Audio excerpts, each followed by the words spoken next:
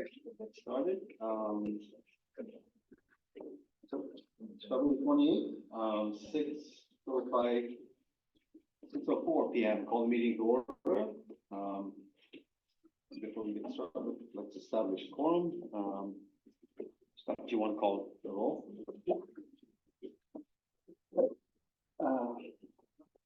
Commissioner Banerjee? Chair Venkataraman? Here. Commissioner Yan? Absent.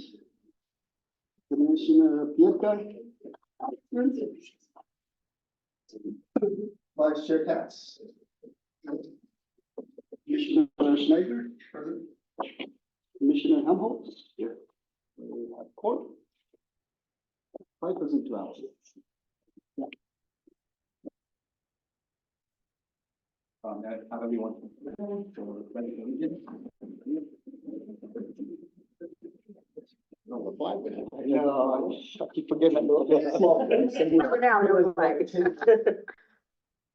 I pledge allegiance to the flag of the United States, to which stands one nation under God, indivisible, with liberty and justice for all. Thank you. Next on the agenda, have public comments for items not on the agenda today, so please wait for other comments until these items. But if you have anything that's not on the agenda, it's the time for you to come forward. Give each of you 3 minutes to make a comment. Anybody?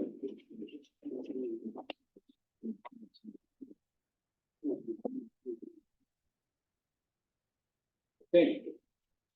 Comments, so we'll move forward. First item on our agenda, and item number 1 is the Jardine Drive redesign project. I'll have staff first start the presentation. Sure. Thank you. Yes. You need to put in for items not on the agenda. Is that later? Sorry? Items not on the agenda. Yeah, I know the public just asked the public, when do we do that? we just get. Wait, that was for At the public. end. At the end. Okay. That's what it Yeah. says. Okay, thanks. No,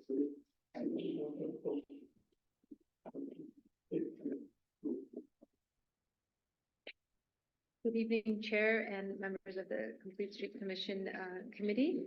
My name is Danya Miri. I'm with AIM Engineering Consultants, and tonight I will be presenting on the Jardine Drive recommendation. I guess I'll be switching. You're out of the screen, yeah.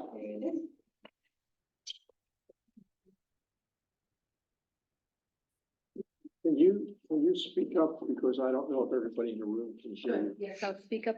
And then Art, do you mind letting me share my screen? Thank you.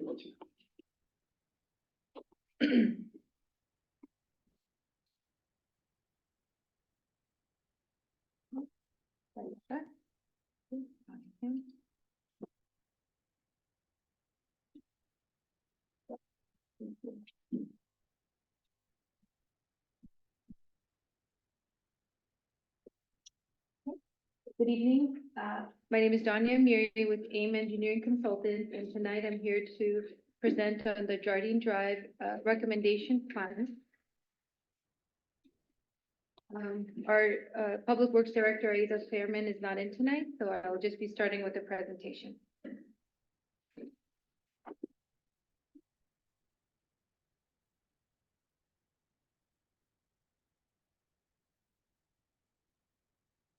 A quick overview of tonight's presentation is outlined here. Big picture or the overall citywide safe route to school map for the area and how it pertains to the section that we're looking at closer tonight, Jardine Drive.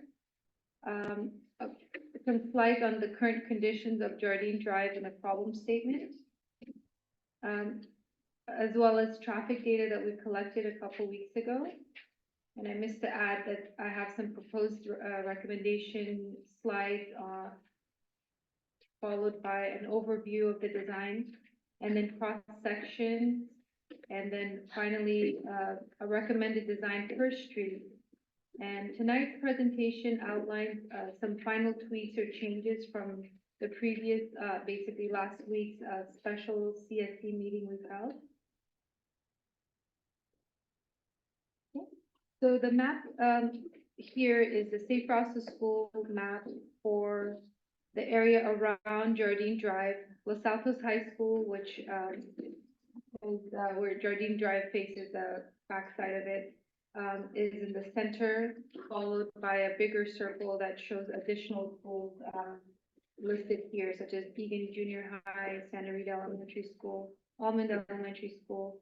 And, I wanted to focus on this slide for a couple, minutes regarding, the network that was outlined by our planners and other staff members, as well as, the school, community, when the recommendations were made to have, these proposed blue paths for the recommended safe routes to school paths. So, as it pertains to our project right now, Jardine Drive was, recommended to be a safe route to school path, as well as Valencia, Almond, and Alicia. But as we know, where El Camino Real on the, north side runs here, all of these side streets that feed into, eventually Alicia and Valencia and Jardine are, streets that as a city we want to look at when we look at multiple, schools, safe routes to school plans. And we would like to, bring this slide to your attention as the city's #1 priority right now is safe routes to school and the implementation of a connected and safe, path of travel, whether on foot, bike, or, vehicle for students around the city of Los Altos. It is, the city's, staff and, all of our goal to prioritize safe routes to school plans, implementation, the prioritizing of, funding to, implement those projects. And as you can see, there's different icons. Previous recommendations were made about where, crosswalks would improve safety, where a safe, stop control would possibly improve safety. And I do want to mention that the planning, phase of safe routes to school does not really mean it was engineered and proven to be the right method or warranted.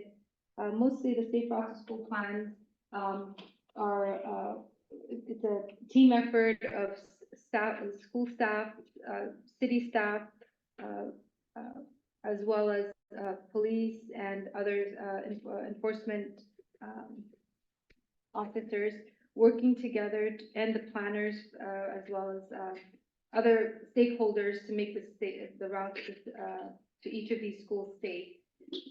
The process includes site visits, it includes collaboration, communication, and kind of understanding traffic operations and flow at the various schools, to then recommend based on where, people are coming down or traveling to get to a certain school site, what would be the best way. And, as you dive into each of these individual schools, the precise recommendations change. So this might be a high-level map of the safe route to school, this area. But when you're looking closer to each of the school sites, there might be driveway improvements or site distance issues that these high-level maps don't really explain. But, it's important for us as we work through this Jardine Drive, project, that we kind of recognize where it fits in the bigger map, in the bigger picture, and how it will impact the rest of our community and our other city staff resources and efforts to make, Los Altos safe, for all the schools. And Los Altos High School is, one of the high schools, but as I just described, students of, other neighborhoods will be trickling in, and as they kind of evolve and grow from, the elementary to middle school to high school, we want them to be traveling safely and, throughout their education, grade school years in a city that they feel safe and the facilities are provided for them. So, with that, I mean, that basically brought us to our project here tonight. We have a Jardine Drive redesigned to look at again and see how we could make it safer. And ultimately, after we, reach a good improvement, recommendation, the city's goal and the staff's goal is to kind of step back and look at the other schools that are also in need of safe routes to school assessment, improvements, and, signage, visibility, improvements. So we are excited to basically work on other schools as well And that is the city council's number one priority, is to focus on safe routes to school.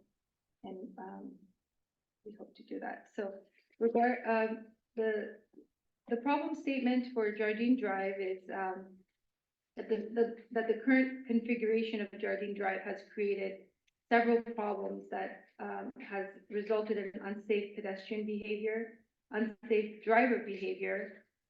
There's a physical, limitation where there's no shoulder or bike lane on the north side, causing, kind of both of these, first and second, where pedestrians are on the travel lane and vehicles are, also, they're in a tight, travel lane.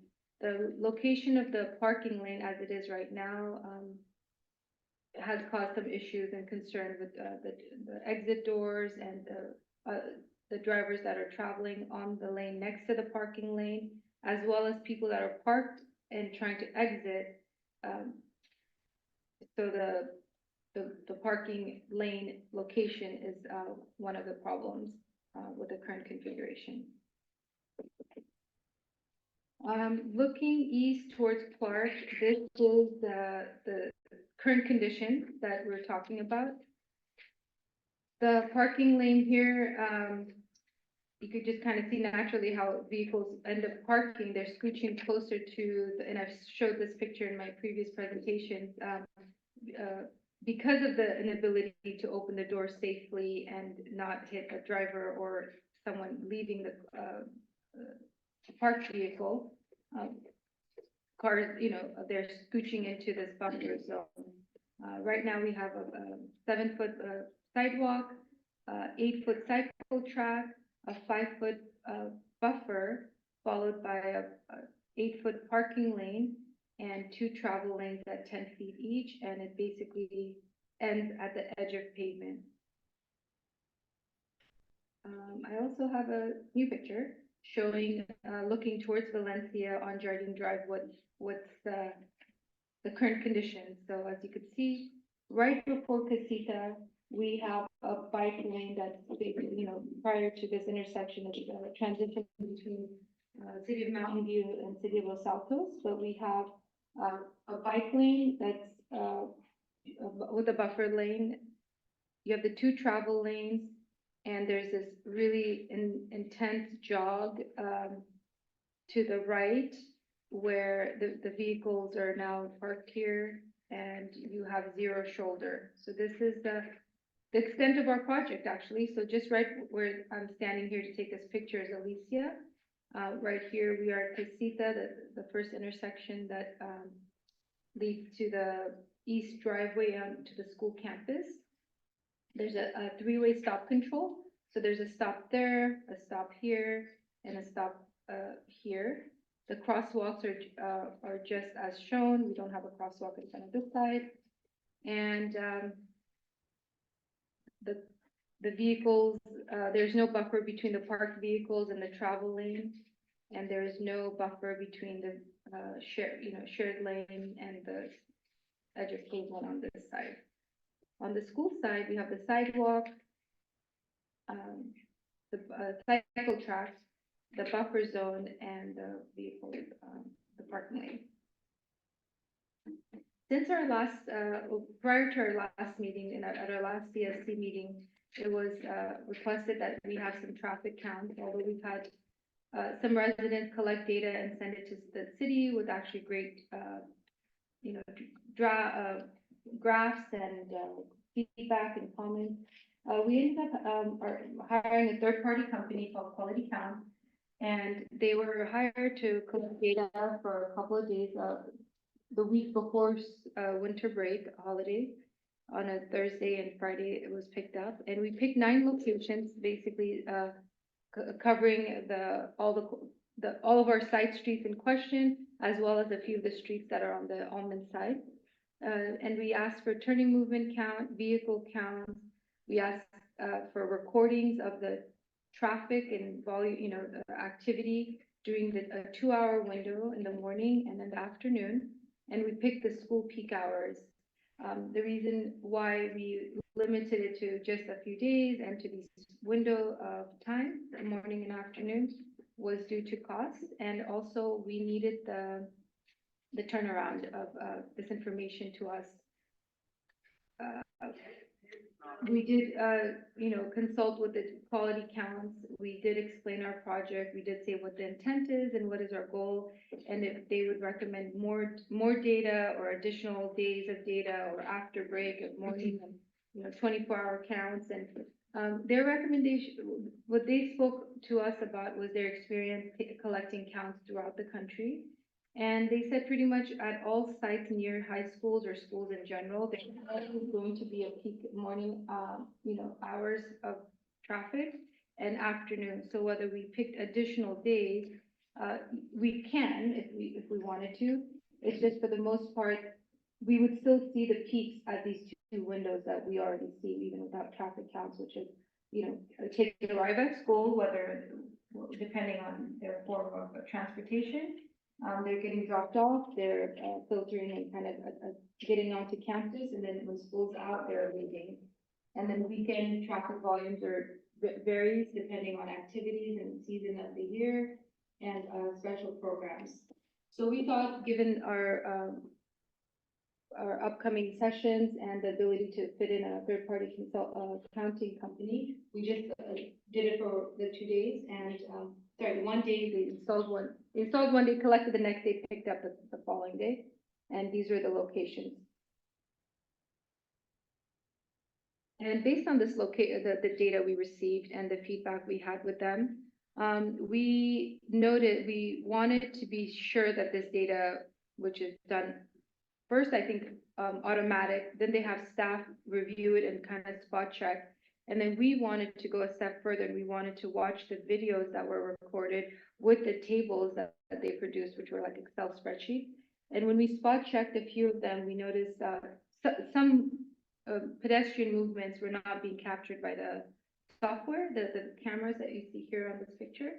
And so what we did is we asked them prior to our last week's meeting to please go back and review all 9 sites recordings and basically double check, triple check the numbers. We want every pedestrian to be counted. We want vehicles to be counted. And if there's a pattern that is outside what we're drawing here, to then let us know. And so, then a human person reviewed all of the videos, and their feedback was what we viewed ourselves in the videos, which is at the Casita and Jardine location, there were a lot of near hit misses with left turners onto the crosswalk, and this is just during the peak hours. After the kids are at school, that problem kind of dissipated, and as well as the locations on all the side streets where we have painted like no parking now, or attached areas for no parking and people are parking, that there was a pattern of students clustering at the corners of all the minor streets, whether they're waiting to get picked up or just different reasons, that there is this pattern or habit of students walking out, standing at the corners until they kind of figured out what they're doing across the street, not on the school sidewalk side. And so given all that we took away from the traffic counts, our previous plan sets, the feedback from the community, and the need for a revised plan, and these are our field pictures, so bear with me. The recommendation was we recommended a 6-foot bike lane. When we went out to the field and we accommodated for the stripe width, we were off by about a foot, and that's because the center line is actually 14 inches, and we had thought it was a 12-inch center line detail. These are Caltrans details. And, edge lines being 6 inches and the buffer. So we were able to carry most of what we mentioned in our last design. So nothing really got reduced greatly. We were still able to hold a 9-foot parking by the sidewalk, existing sidewalk on the high school side, a 5-foot bike lane, followed by a 2-foot buffer. And kind of where Iqbal is standing right here is where the 2-foot buffer would be, which is right outside the brown shaded area right now. And the first, travel lane would be moved here, where you see the current center line, the future center line would be shifted this much over, so the new center line, we basically measured 10 feet center to center, so from the center of the white stripe, that will go here for the bike buffer to the center of the, to the center line center, would be 10 foot here. And here we are, another travel lane, with the same exact detail. And a 5 foot bike lane kind of looks like that. So that's, we measured it not to the edge of the actual pavement where you see the gray, asphalt. We measured from the edge of the stripe that's in place. As you know, that it kind of meanders a little bit and the distance has changed. So what we did was, we spot checked along Jardine different places to make sure that we could carry this design 9 feet, 5 feet, 2 feet, 2 travel lanes at 10 feet, a center line at 1.5 feet practically, and a 5 foot bike lane with this edge stripe, and we were able to accommodate that. So on tonight's plans that I'll go over street by street, section by section, the biggest change you'll see is that it's not 6 feet anymore, it's 5 feet on the north side. And here's another angle.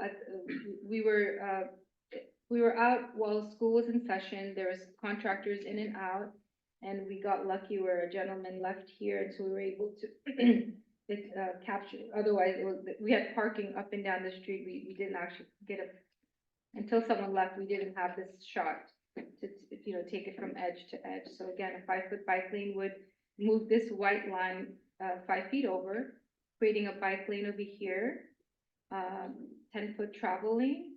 And I'm kind of trying to show the center line right here in the center of the picture. And then the rest would be what I showed in the previous slide. Buffer, bike lane, parking.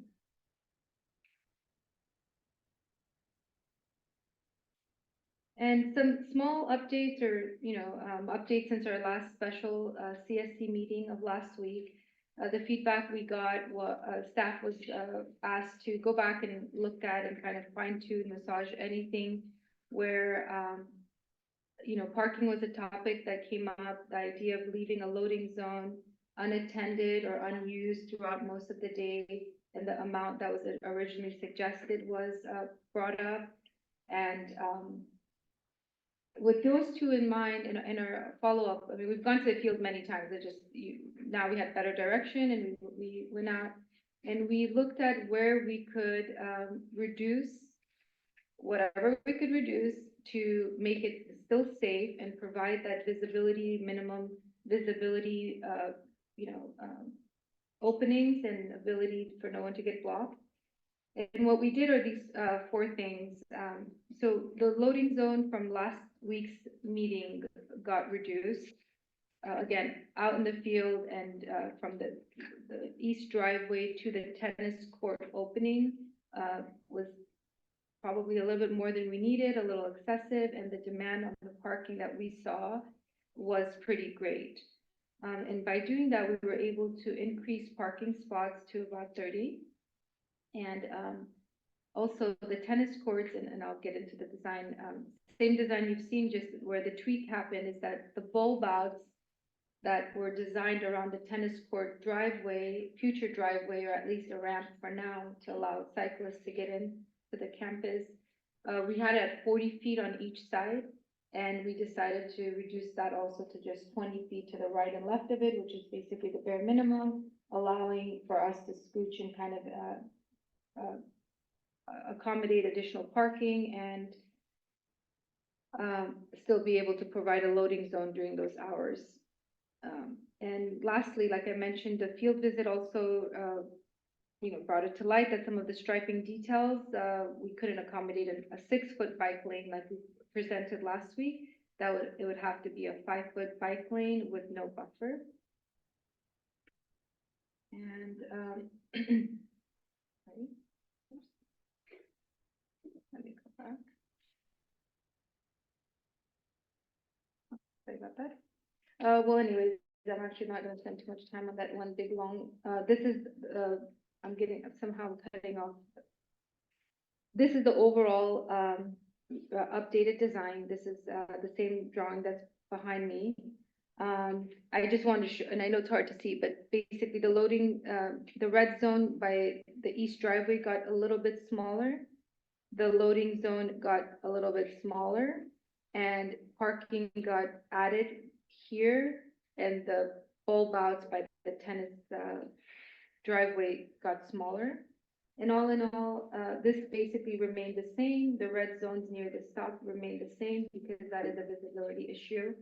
And nothing else besides the 5-foot bike lane on the north side got changed. The turn restrictions remained due to what we saw on the traffic counts and the traffic study. We could talk about the window of time, but there were a lot of potential conflicts with pedestrians and vehicles turning left out of Casita onto Jardine that we would like to restrict for a couple hours of the day. Since this is the loading zone and parking zone, whether folks are going around and entering kind of, one way out of Casita going behind to drop off here, or having their children or students just walk to the main driveway. But for those that don't have kids and are just leaving home for this morning hour and a half or so, there would be a turn restriction that we're proposing as part of this design. And this is a section you've seen before. The only small changes that we just went ahead and added the center line is taking a little bit of room, and from last week's presentation of 6 feet, this is now 5 feet. And this is facing east. 7, the existing sidewalk to remain, 9-foot parking or loading zone, depending on where you are, the section would be the same. In our original presentation, we showed a parking of 7 feet, which is the bare minimum. With the feedback that we've heard from the community and the commissioners, we understand that the door opening, the swing of the door, whether it's, in contact with a bicyclist or a vehicle the way it is today, just creates a really unsafe and uncomfortable experience for drivers or passengers to exit or even get back into the car. And so the 9-foot wide parking is, we're pretty confident it would be wide enough to, as much as we can, accommodate a vehicle next to the sidewalk, people exiting, the door opening, not getting in contact with the cyclist.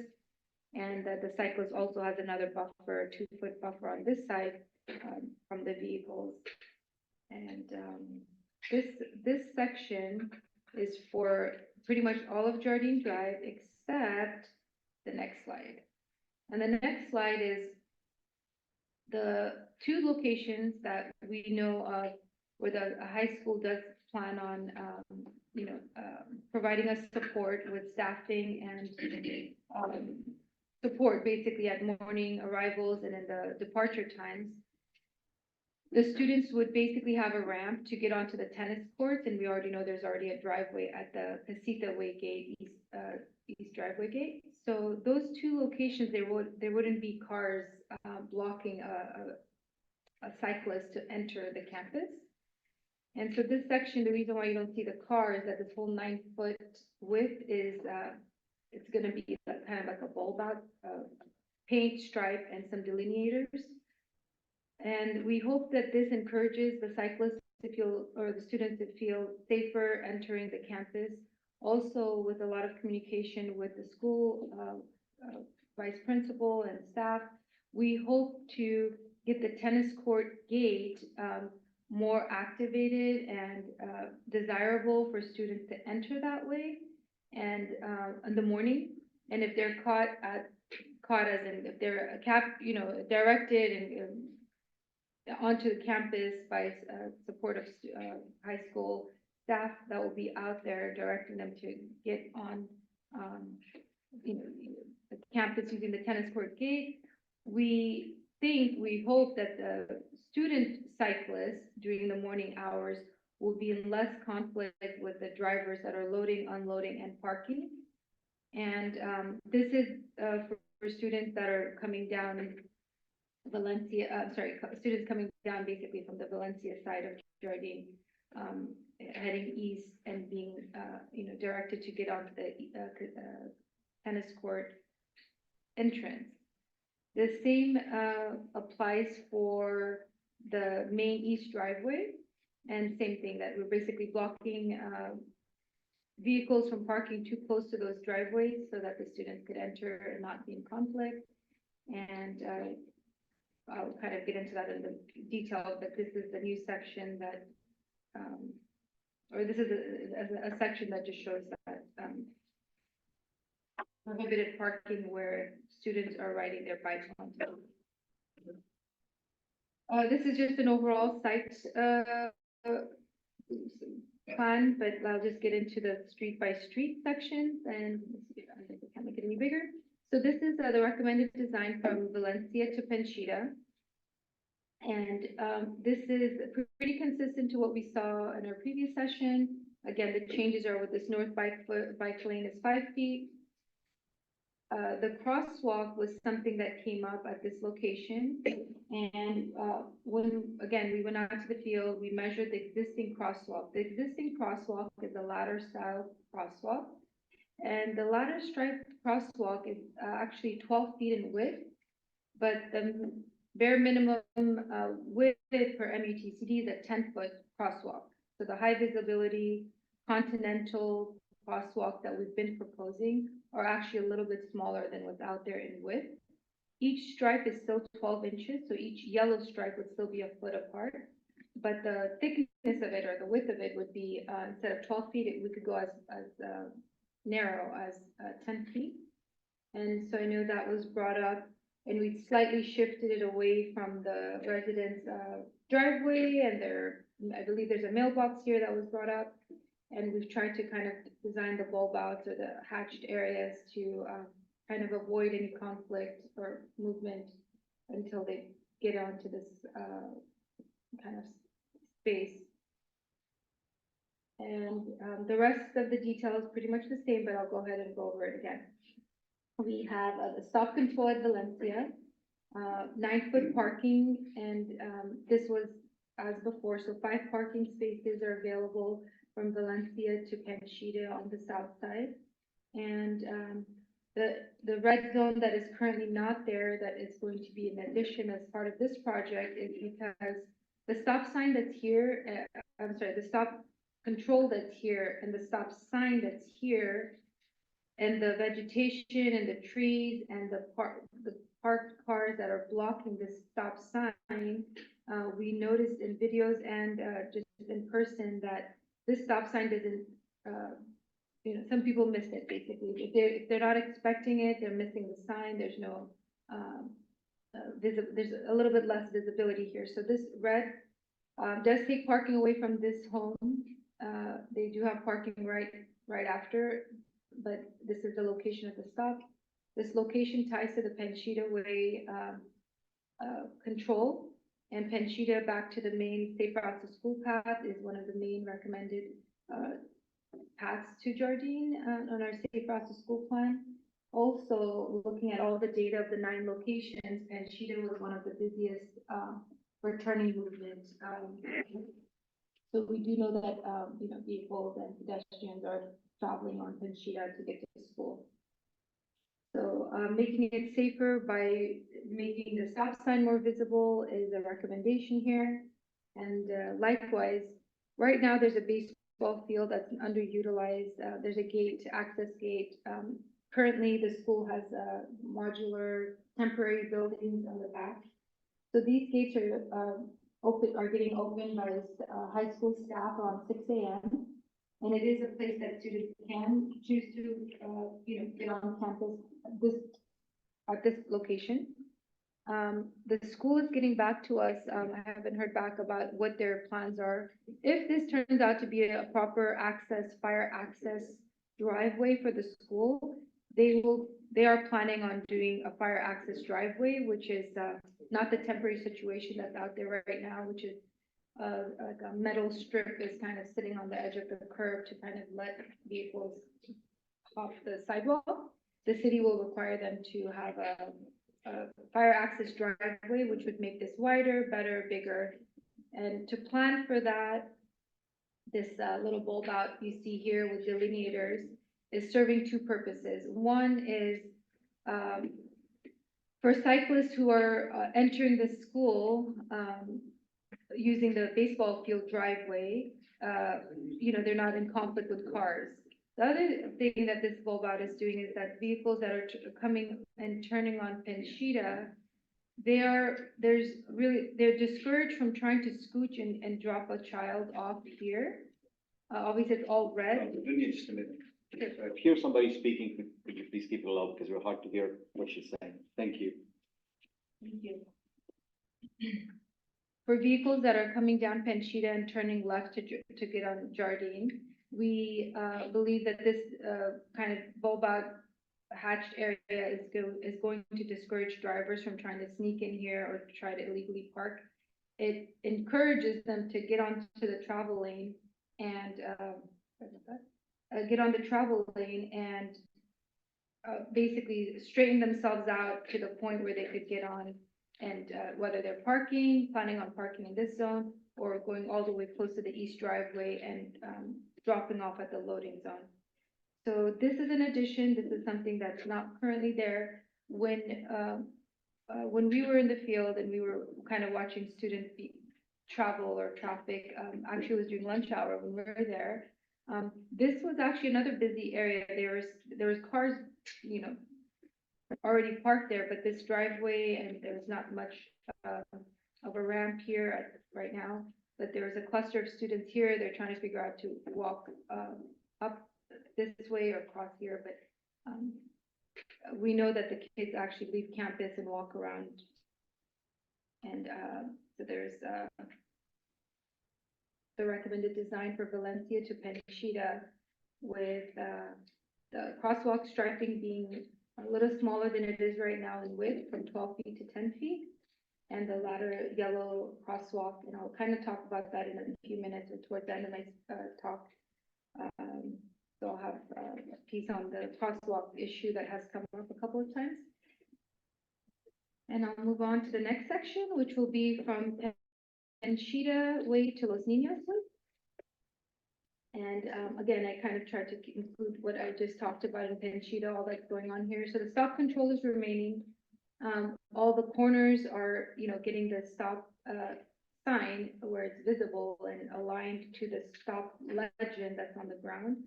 Right now, as you guys may have seen, the stop orientation is kind of off to the side, to the left. So drivers are asked to kind of pull this way, but if they're going to the right, they're not actually lining up to a place that will give them the best visibility and kind of a position to make a decision right up front here. And so with this center line and the stop kind of shifting closer to the intersection, I want to make sure that the stop sign is visible. And so any homes that are in the corners that have vegetation that's growing, we will be asking them to trim their vegetation. We want to ensure that all the stop signs are visible. They're basically bright, visible, and placed correctly. And the correct placement is to be aligned to the stop bar. And so that's what our goal will be. We know that there's a stopping problem or parking problem in these corners. For now, temporarily, we quickly put those no stopping, no parking markers on the ground. But with these signs going up at the limits, we hope it gives PD, what they need to enforce. That's what we hope. And at this point, since we had the fire department look at the plans and they were very particular if we were going to put any obstructions to the engines moving and navigating the corridors, we have not proposed like actual bollards or delineators in these corners, which would of course really prohibit people from trying to park in there, because we didn't want to surprise the fire department with something that they have not reviewed. So at this point, it's just remaining a stripe, and we're hoping with the additional signage, PD has what they need to then enforce. And I know they've attended our previous meetings, and there's a little bit of a staff changing going on, but we're trying to provide a design that could be enforced and hopefully change driver behaviors of others in the neighborhood. So Los Niños, as basically our parking area, past the baseball field. This, in our previous session was a little fewer parking spots, but what we did was we reduced the bulb out basically around the tennis courts.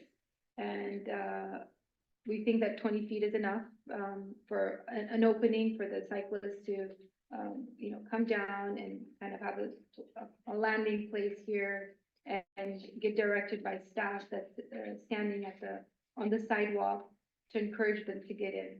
And as you guys know, the current configuration of this tennis court gate is not perfect. There's some posts and some obstructions, so it's not actually bike friendly at the moment. And we've communicated that with the high school to say, well, our proposal is to get cyclists and pedestrians actually on campus using the tennis courts. How can we do that? So our vice principal basically said that he plans on changing this, kind of improving the gate at the tennis court, removing the posts, kind of a better driveway, better gates, and so he has this a plan for improvement immediately as part of this project, actually, kind of at the same time or maybe before.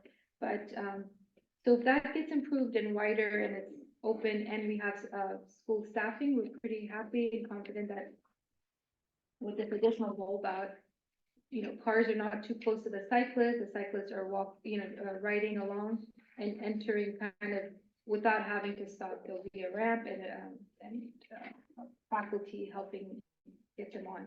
We are really focusing and hoping to get this tennis court as access as one of the main entrance point to the school, along with the almond drop-off horseshoe. So if we could, with the help of the school, between education and staff being out there, if we could get the students to enter from this way. We already know the main east driveway is the primary location, but this is an underutilized location as it is today, and so is the baseball field. Since there's no major plans in the works, I left that out. It's just kind of as we hear back from the school. It'll just be an improvement, so it can only get better. It'll be a proper driveway and not the temporary condition we have right now. And so Los Niños, same situation. The center line is being aligned closer and straighter to the intersection. No stopping anytime signs are at the corners, and any vegetation or issues with the stop will be worked out so that as vehicles are coming in, they are seeing the activity that's going on here. And so, yes, so a person that's driving down Los Niños, they would, if they're making a left turn, they, and unless they do a pretty sharp turn, they could basically get a parking spot. Otherwise, they have another ability to park past the tennis courts or the loading zone. And so I'll get to that other section.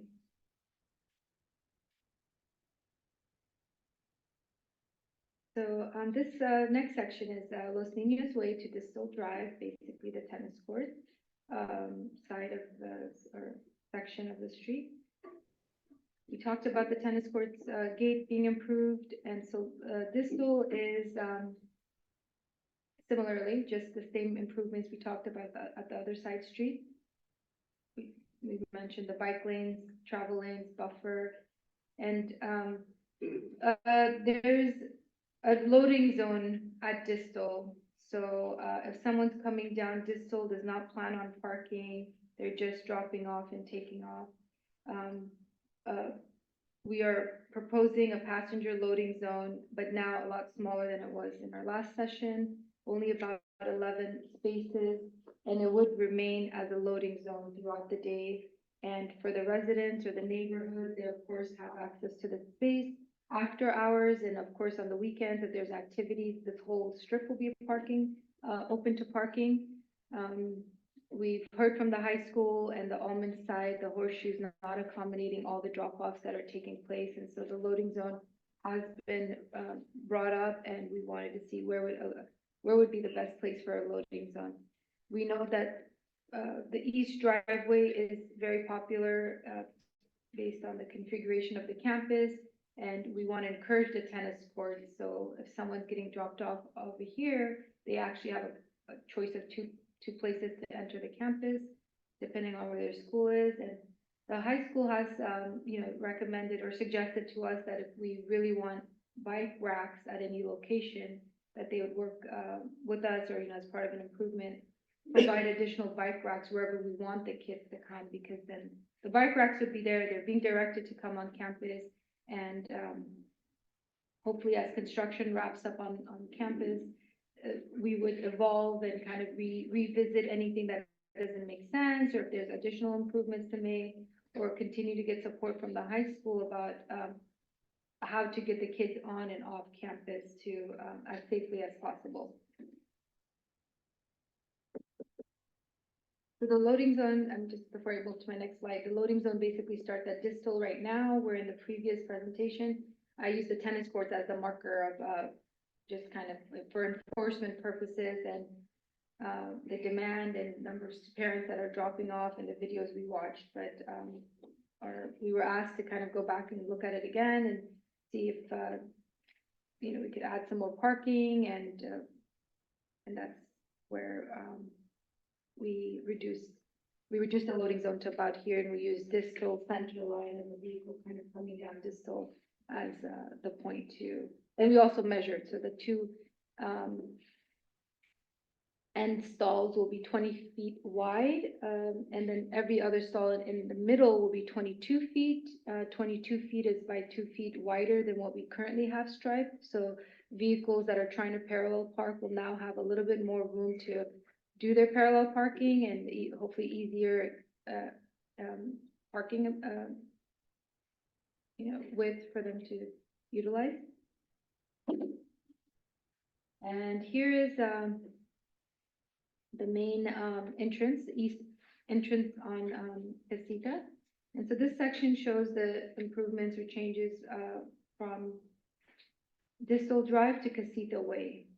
As I showed in the previous slide, this is a short little loading zone, about 11 cars. And we also trimmed down this red zone a little bit.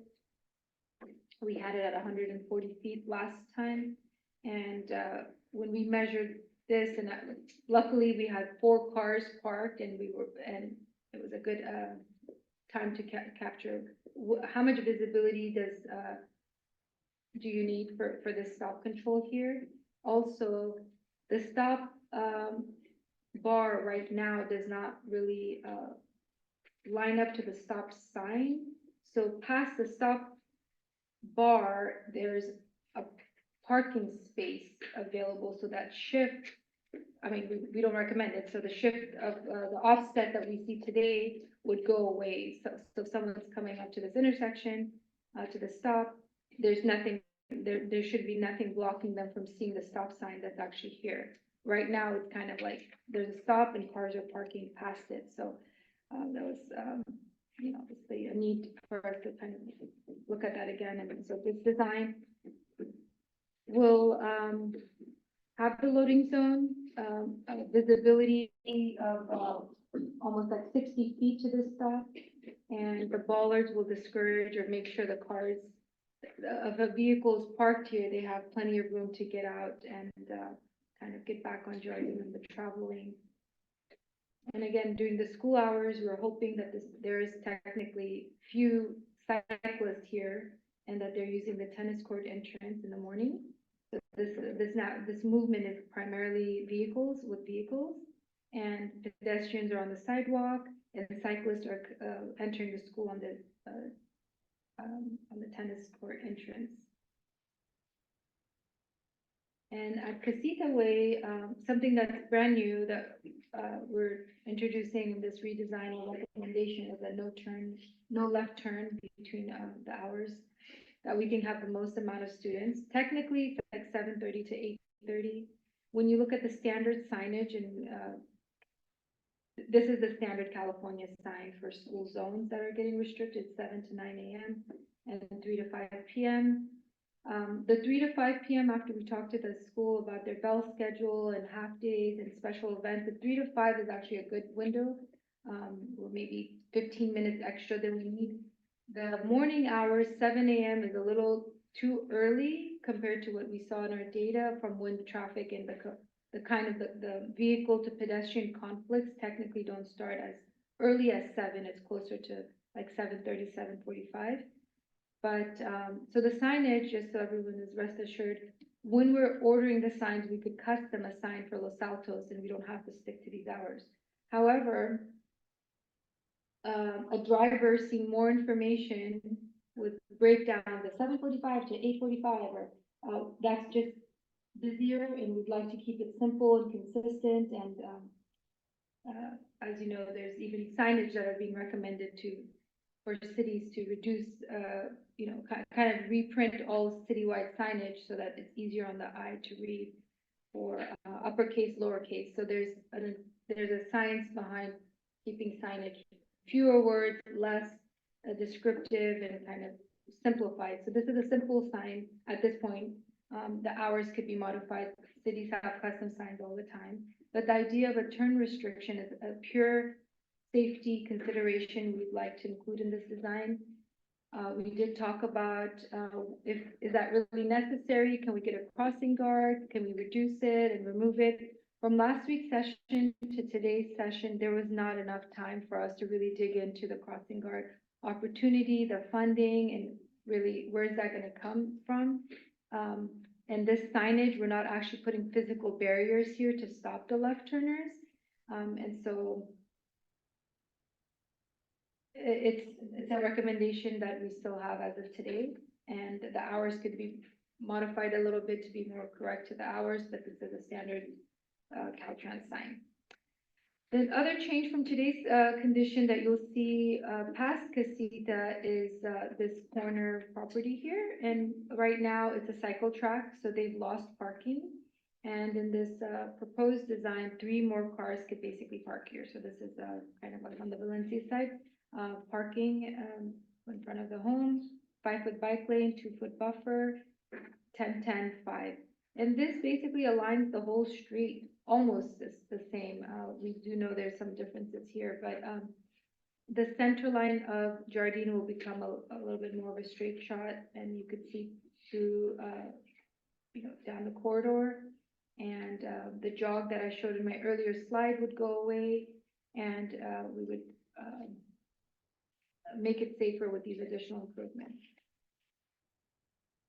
And lastly, from Casita to Alicia, actually, we didn't, from our last session, there's no additional changes or improvements made here from where we left off. This is where Mountain View right-of-way starts.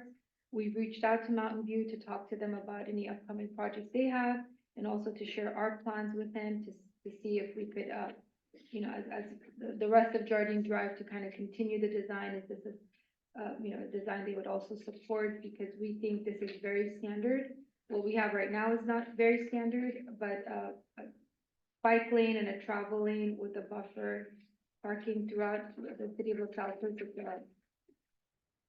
Kind of, you've seen this design a lot of places, and this is not something that we hope Mountain View says, oh, we don't like this design.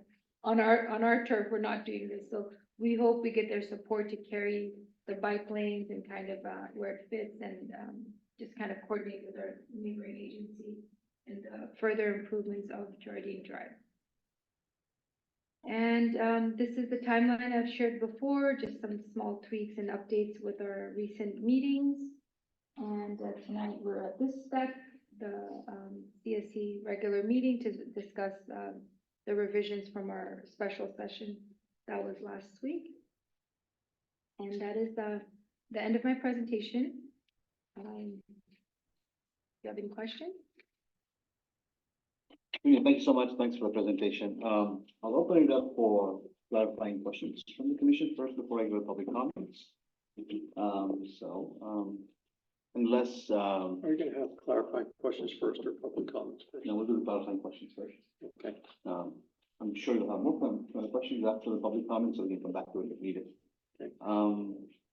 Does the school want to make any statement at this time? No. Thank you. All right, so commissioners' questions. Commissioner Banerjee, you want to go first? I can if you would like me. I missed the last meeting, So, I'll try to just ask about 4 things. And I also want to ask about these versus make points about them, so then the community has a chance to comment in public comments, but brief answers are fine. In no particular order, the loading zone. You have it as no parking from 7 AM to 4 PM? Stacy, can you speak up? I didn't. Oh, yeah, the loading zone, I'm clarifying, the no parking is from 7 AM to 4 PM. Is there a particular reason, and I don't know exactly what would work for the school hours, but why this is just not no parking between 8 AM and 9 AM, or from 7 and 9 and 3 and 5, or I don't know what the school bell hours are, but why can't people park there during the middle of the day when school is fully in session? That's the first part. And then the second part is, and I know you're talking about not making the science too complicated, but maybe this applies to on school days. Because in the middle of the summer, yeah, so that's kind of the first thing I wanted to ask about the loading zone. Sure. So, the loading zone sign is a standard California sign. Those hours are the standard 7 to 4 typically covers, and especially in this corridor, we know that teachers and students may arrive, or even contractors may arrive earlier and park or overnight. Got all that. I think the question really is, when people are arriving once school is started during the school day, it's not so chaotic around there. Do you think it'd be a good idea for us to narrow down these hours and make them just on school days? So we did say school days here, so weekends and after 4 PM it's open, unlimited parking. Yes, I do have. Let's see it before. Oh, so sorry, I know, even and so, right, we were trying to help the parents or students that get dropped off. And we know the Almond Horseshoe is not accommodating everyone, and we know a large population comes from the Jardine side. We wanted to provide yet not go over than we need. And in our last session, we had it all the way to the tennis court gates, which was a lot more parking basically being lost, and it was going to remain blocked. The activity that we see and the need for parking there, the balance is basically here. So a small little window of loading during school days only, weekends and after hours for the community to park and use the space would be allowed. So next question, maybe you could zoom back out. It's related, I'm gonna cross it over 2 things. One, it's related to the loading zone. The question is the loading zone long enough? And is it kind of in the right place? And then in the second area of this is about the circulation with respect to the no left turn that you have from Hardin to Alicia. So if I'm a parent and I want to drop off my kid and I want to drop them off on the school side, then I can't turn out of there unless I go on Alicia to get back to El Camino area. That's how I was sort of thinking about it. So is that your intention, and is that a good plan? I'm sorry, I missed. So you're saying if you're coming from Alicia and you're dropping off your student? If I'm coming from the El Camino side Okay, up somewhere. and I want to use the drop-off zone, Okay, because the drop-off zone has been shortened, even though it's this all-day hours, my way out of there, because I now can't turn left on Casita because there's a complicated, understand that there's safety concerns there, is a left turn on Alicia. right? And I then can go right or left, but if I'm trying to go back to El Camino, I have to go right. I have to go left. okay, or at the end of, you could go continuing straight to Clark, right? So if I just go back to my first slide with it, maybe that could, let me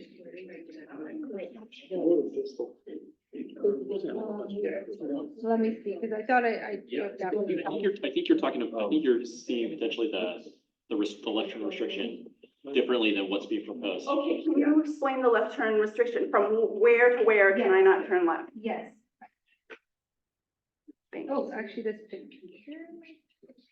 So it's basically leaving Casita and turning left. This crosswalk, and I could go to the other slide if that's easier. Oh, so I'm coming down Casita Yeah, and I can't turn left onto Hardin, I can only turn right. yes. Oh, okay, I was confused about, oh, there's two no left turns. There's two Yeah, left so I'm asking about so the other one on that corner, on the bottom over there, is on Hardin. Well, actually, I'll go ahead and clarify. So it's just one direction. You need at least two signs for a driver per MUTCD. So one is on the approach as you're driving, and one is for you to see it. When you're thinking about making that left turn, it's like a second reminder. So it's basically the same sign and only one, we want to prohibit cars to doing this. It's like if you see the little hand.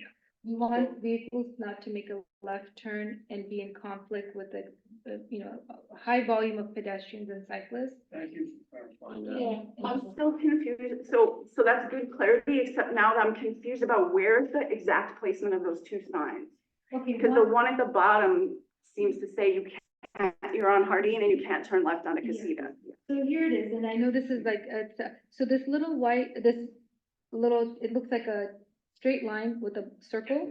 The circle is the pole and the flat line is the sign. So the sign is facing the driver who's about to kind of, they're standing here thinking about what to do. And it's one more reminder right in front, like, please don't turn left between these hours. That's kind of in their eye line, right? Like, so kind of, that's where you want it to be logically, Right. yeah. The traffic signals at intersections are the same thing. Old design was at least two, now it's three. One is on the approach and one is right in front because. So I can be driving down Los Niños, turn left onto Hardin and turn left onto Casita again. That's a left Yes. in your proposal. Yes. And that's not a concern at that intersection. It's only the other turn that was concerned. Right, this location, after we collected data and did more site visits, there's a lot, even though it's a stop control, which is great because speeds are low and the lower the speed, the better because in cases of collision, the lower the speed, given the situation, it's better in terms of severity of the collision, whether it's severe or minor injuries. So the fact that we have a stop control is already a great sign. What we saw is even with the stop control intersection, the drivers are getting impatient, so they start scooching into the drive, to make this left. And many times they're waiting for one student to pass. I mean, it's kind of like San Francisco driving. You're just like, can you move? Because I'm about to go. And so with the students who are so distracted, they're so distracted, not only or sometimes the driver's distracted, but they're on their phones, they're catching up with their friends. There's a lot of commotion going on during the morning hours in this particular crosswalk to this main entrance. And it is a change. There is an operational impact this will have if people completely follow it and make this. Sorry to interrupt you. Understood. What do you think is intended? Is there a lot of vehicles making that motion today? Yes. And if so, where do you think they're gonna, from a circulation perspective, what is going to be their alternative motion now that they can't do that? Where do you expect them to go? What's their new path? Sure, and I wish we had more time to do a survey of everyone that comes through and be like, hey, we're doing the study at this location. Are you going to work? Did you just drop off? And what's going on? Because we drove up and down the street. We know there's only a limited number of homes here. But in the neighborhood, there's other streets for someone that's living on Casita to basically go around and come back if they must drop off or park. So it's basically go around. If they're going to work, they also, if this is their only turn, we're pretty much saying, don't turn this way, find another path. And I could get into that. I could bring the Safe Route to School main map and kind of map it out. But if you can't make a left turn, then the students are encouraged to walk to the crosswalk. And if there's cyclists, to use the marked bike lanes that on campus is also, there's some green bike markings on campus to encourage the cyclists to kind of go down and pedestrians to be on the other side.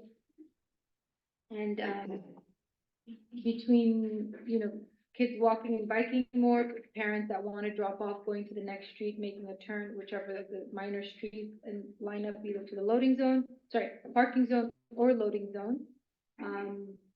Unfortunately, the risk of what we saw in the amount of collisions that could have happened here, it's like a movement that's very popular. It's a preferred path for the drivers. So let me ask the question another way. So you don't think that people are gonna come down Casita and now turn right on Hardin, and they're on the opposite side of school, and then they're just gonna start dropping people off in the bike lane in the middle of Hardin? Are they gonna find other places to do drop off? Okay, it sounds like we're gonna get some comment on that. So let me just do, that was two of my topics. Let me quickly just do the other two. So in terms of the bike entry points into the campus, I think this was covered before, but I just want to double make sure. The Casita one, my memory is that ramp was kind of misaligned with how the kids were coming up and in. You guys have a plan to fix that, right? Right, so this shows an upgraded driveway that we're gonna work with the school since it's their driveway, but we want to line up the crosswalk and the bike path onto a new driveway. So I think you have a good way for the kids to get in there if they're coming down Hardin from Panchita area, or if they're coming, if they're exiting and they want to go down Casita or the bike lane on the opposite side of Hardin. But how about the kids in the morning who are, if they bike down Casita, or the kids mostly biking down Casita or Los Niños? Because Casita, that's what I thought. So when the kids are biking down Casita in the morning, what is their green path through that intersection? If they're traveling down Casita this way with the one-way bike lane, they would have to go up Panchita and cross the street, and that is, or they walk their bike and just cross as a pedestrian. So they could walk the bike and use the east entrance. So we're gonna get some more comments on that one too. So can we move to that other entrance by the tennis court? I have the same question for that one.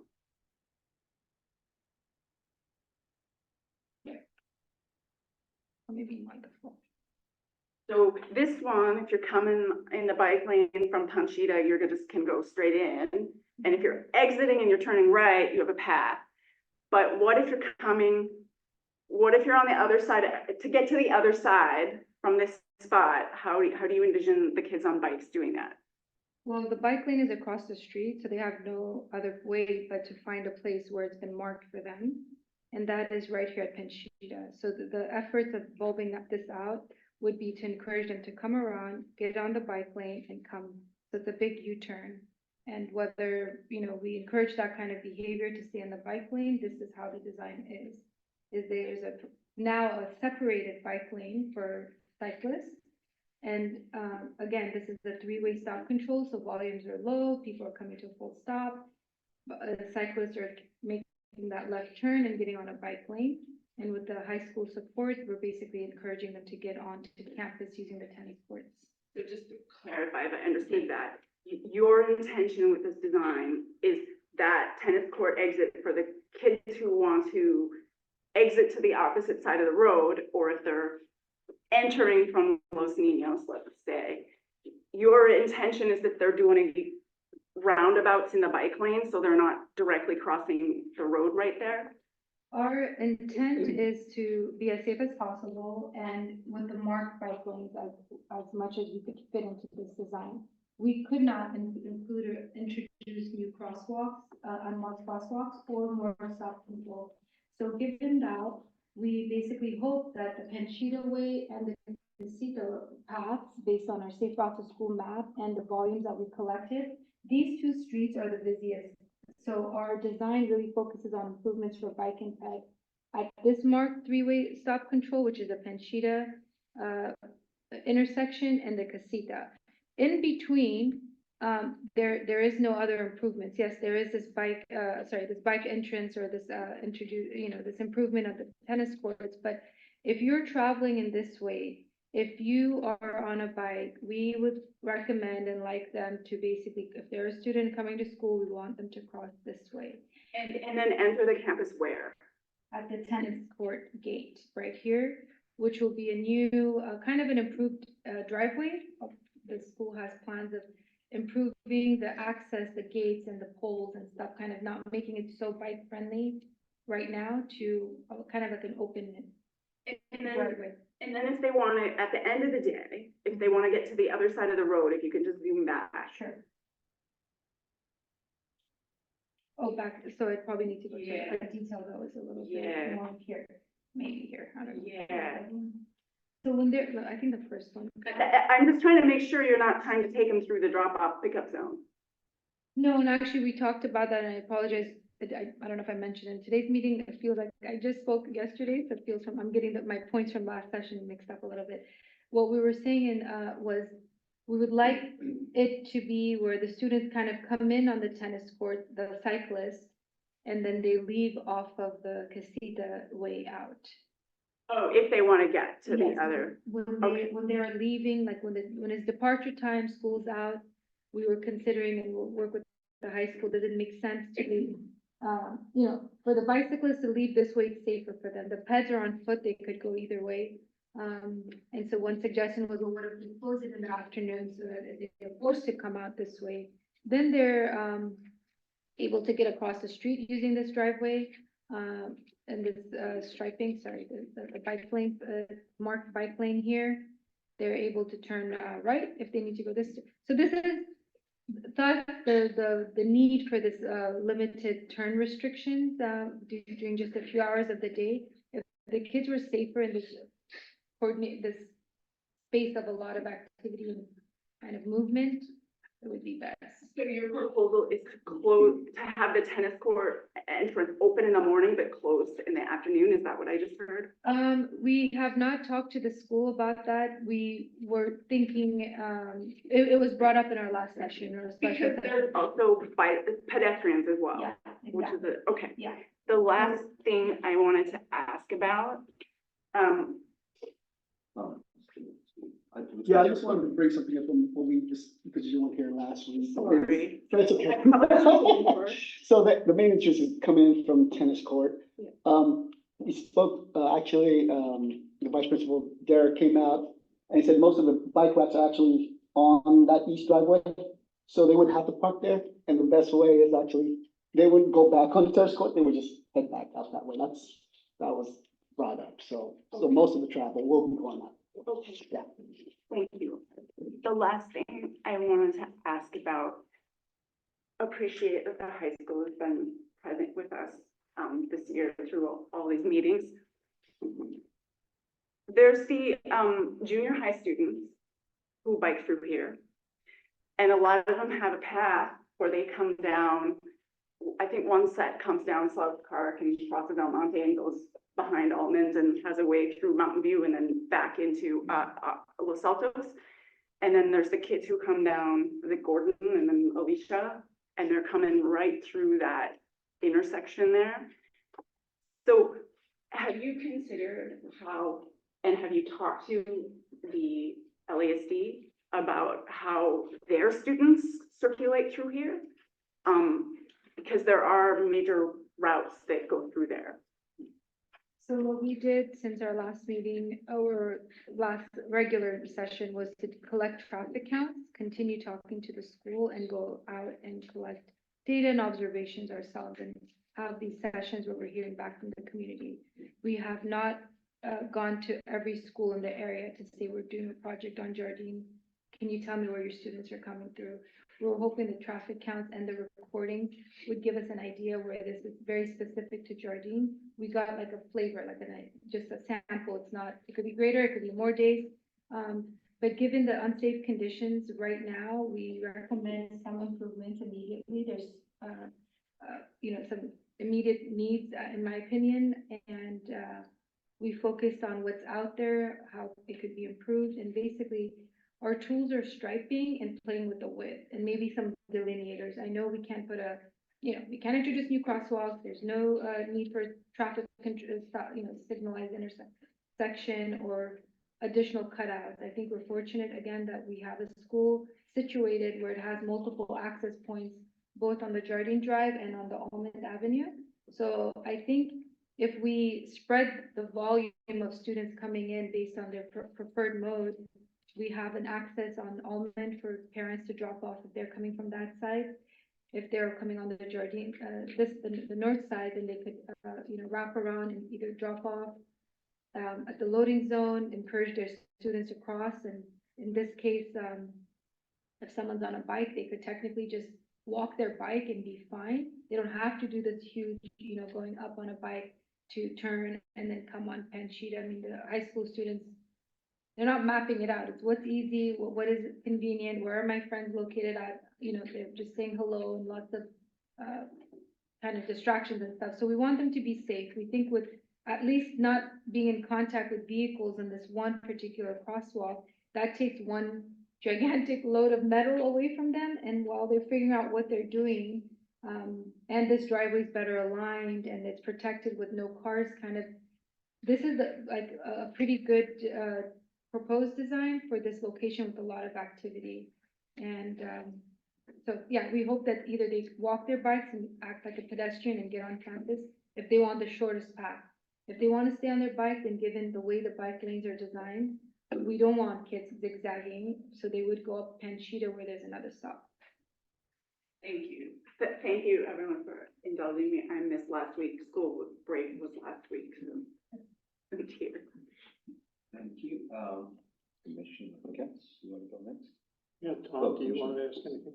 I think most of my stuff was asked and taken care of last week. So I have a couple questions, and just to give a little context, after the last 3 meetings, and there was a lot of great input from a lot of people who are here again as often as I've been here, and I felt I needed to self-educate, so I was on campus for a couple hours Saturday and a couple hours Monday, and I met with Vice Principal Miyahara, and I also met with Dave Williams serendipitously, and we had a great chat.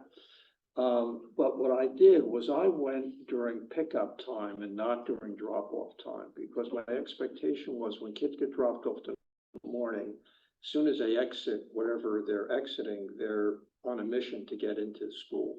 And so they don't hang around there. I wanted to see what happened at the end of the day when they left school. So I witnessed that. And what I witnessed was that the kids that are leaving on the driveway side by Casita, there's a very large, most of them leave that way, by the way. And there's a very large cluster of kids that hang out there. And because of the way it's currently set up, some of them wait there to be picked up. Some of them are just chit-chatting with friends, but there's a large cluster on the sidewalk there. It's right by the tennis courts. Another group leaves at the other end of the tennis courts, right, where that exit is, and they're waiting there to be picked up, right?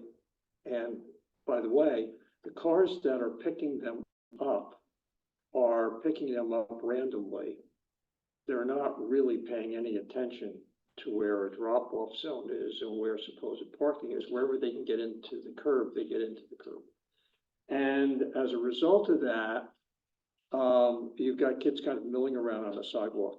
My question is, for clarification on this, is with the new drop-off zone where it is and the chain link fence of the tennis court right behind it, two questions. One, what is your anticipation of the pedestrian traffic pattern that will come out of the different exits from the school to get to the drop-off zone?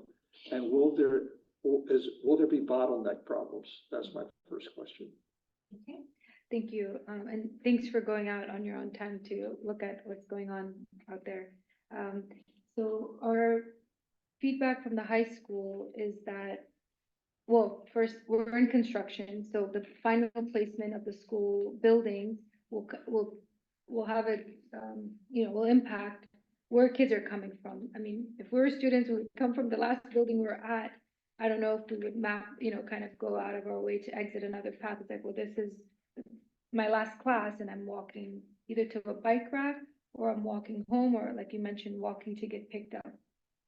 Jardine or Almond, so depending, there's a lot of decisions, are they staying for after school and whatnot, other programs. So those students that leave right when the bell rings, if they're cyclists, based on what we've heard, the current placement of the bike racks are on the main driveway. So they'll be encouraged to leave, on bike at least, out of that driveway. Right now, there's modular buildings on even as far as the baseball field, and that's being used.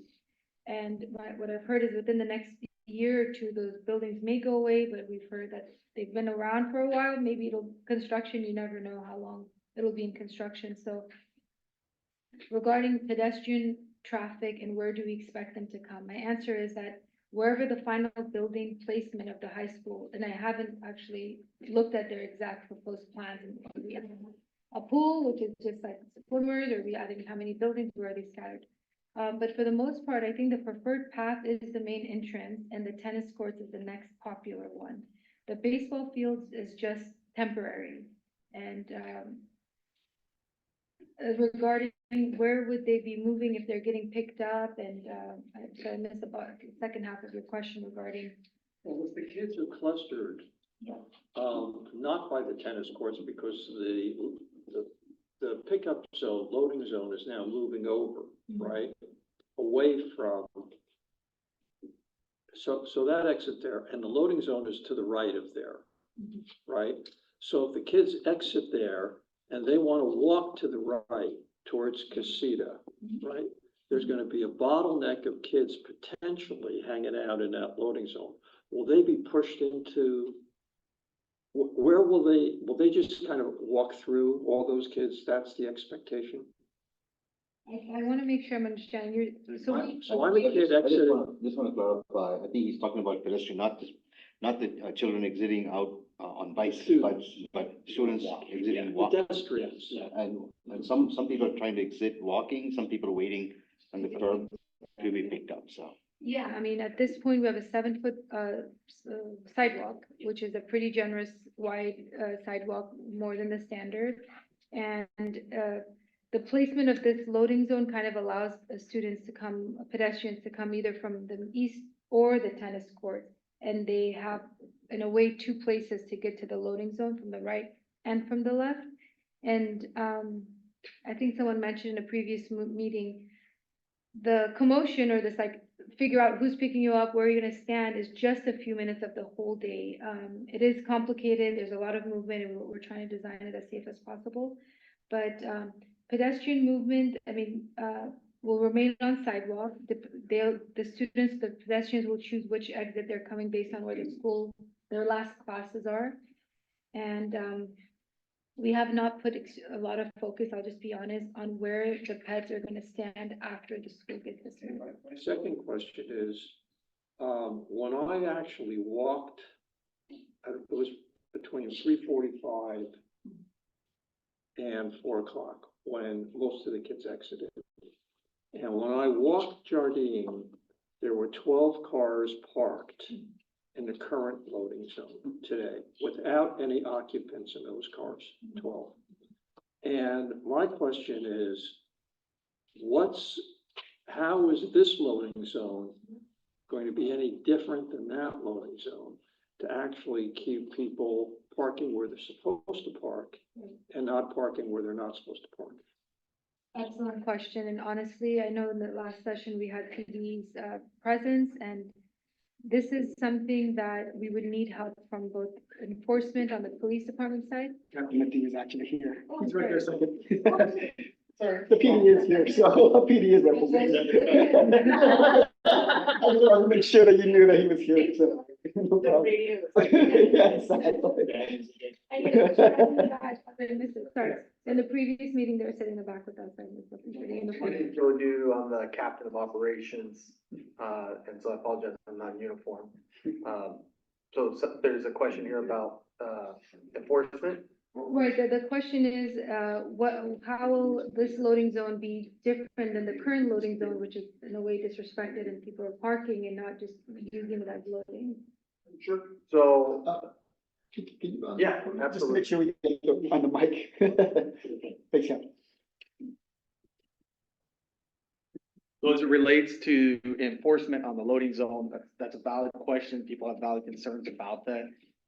Enforcement, right now, we have one, parking enforcement traffic officer. We'll be seeking more, so that gives us 40 hours, right? So we can all understand that's a portion of the week during a portion of the hours of the day, coupled with the citizen complaints throughout the city and other business districts. So it is one aspect. One of the things that I would advocate for is at the beginning of the schools that we do a pretty significant campaign. We'll educate and then enforce. But we need to spread that around equitably through other schools within the city and our traffic. So fortunately, staffing is going up and we'll have one traffic sworn officer. We'll have a motor out there beginning next month.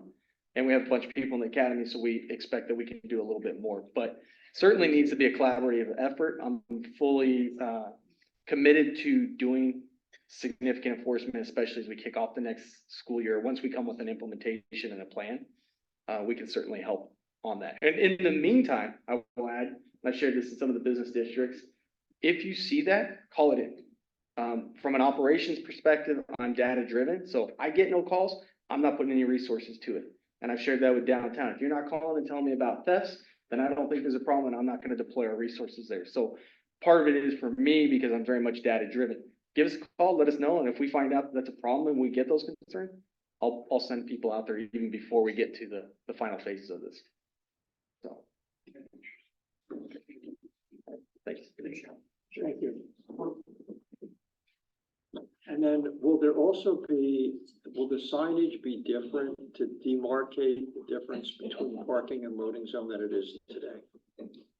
Yes, I was planning on just putting loading zone where it exists with the arrows and then not overdoing too much signage, honestly. So the parking, it was just gonna be open parking with the marked width of 22 or 20 feet. So, I just have a couple, maybe one more question. Last week you talked about some crosswalk widths that were actually narrower than 10 feet. Are all the crosswalks in the entire length of Jardine going to be the same 10-foot width? So last week, I just want to clarify, last week when we talked about crosswalks, what I said was I wanted us to make sure that we were at least 10 feet. If we're not, then we would just kind of find out. So when we went out and we measured the crosswalks, because it's the ladder design, the crosswalks are 12 feet wide. The Continental proposed design is 10 feet. So it would pretty much be the current stripes, it's just the edge ones are missing a foot to the right, a foot to the left. So we did go back out. The current ones are a little bit wider and the proposed ones are a little bit narrow by 2 feet based on the design. That's all the questions I have. Yeah, I just had one or two. Thank you, Donia. If you go back to the Valencia Jardine intersection, and this one isn't a new one, so I apologize, but I'm just looking at the bulb outs and sort of looking at the street view, and it's not clear to me, I guess, in your view, do we have like a safe area for those folks who are crossing west to east, across Valencia, and then, presumably down towards the school to kind of stand, where that bulb out is intended to be, and or is there any thinking around, I guess probably on the north side and on the south side, based on what it looks like right now, like probably wouldn't want them to, go into folks' private property or like the shrubs or anything. Just wanted to see if you had any thought on that. Sure, yeah. So right now the crosswalk, right now we already have marked a little painted bulb out in a way onto other concrete corners or pavement corners. And that is the same as here. I think I'm just changing it a little bit by kind of making sure people are slowing down. And the reason why is because we have a stop very short of another stop, but anyways. So yes, there is a plan for pedestrians, like a pedestrian refuge, a little bulb out in this corner, that corner. And unfortunately on this side, we're not at a corner. So the most we could do is what the condition is out there right now, which is just like a simple stripe. To kind of lock this intersection where you could basically walk around and you have a place marked for you to walk. I hope I answered your question. Yeah, definitely. I guess I was curious whether there was any thinking about whether you might want to create almost like not a curb, that folks could stand on, but anything that might, create even more of a sense of separation, for folks that are there versus like the vehicles. But if we feel like the building is, gonna accomplish that. No, definitely. So in a ideal situation where you're doing a bigger project and moving forward, bulb out, the design on just kind of like a safety design or revision or modifications to intersections and a lot of new, even development designs that you see, you kind of see the bulb outs more. The bulb outs not only serve as a nice refuge for pedestrians, it forces the vehicles to stop because you have a curb to, otherwise you're gonna run into a curb. Yeah, exactly. Not like a innocent, simple stripe to that you could just run into. And so at this point, we have not identified, the instructions we got was do less and kind of use the least amount of, physical barriers. And even with that, just be very gentle where you place them. So where we have placed them are just, as you know, kind of protecting this intersection, like as far as this intersection goes, the improvements here, because we know the volumes are high and the location is the Casita, which is the other main entrance. Thanks. I have one other question, sort of along the same lines. If you look at that sort of Casita intersection, and I guess that's just representative of what the other sort of off streets look like too, with the additional holding that you guys have planned there. And I know you mentioned that you were prioritizing making sure that we don't inadvertently or for any reason cause any issues for the fire department. I was just wondering if you guys have a sense of like how much leeway or flexibility you might have there to introduce some kind of additional sort of resistance or something to or a sense of what the fire engines might need or what the fire department might need, not necessarily for something that would be part of this phase, but just thinking maybe for the future. Yeah, no, great question. Thank you. So the current striping is fire safe. So they like this radius, and the fact that it's just striping, no bollards or delineators, they also like this. However, this radius 22.5 means that we could have a physical curve and they're still fine with it. Yeah. So if we had gotten tighter and they couldn't navigate, make the the turns, then it would be an issue. To answer your question, not in this project, but technically this could be a physical curve and fire would be fine. That's great to know. Yeah. Yeah, awesome, thanks.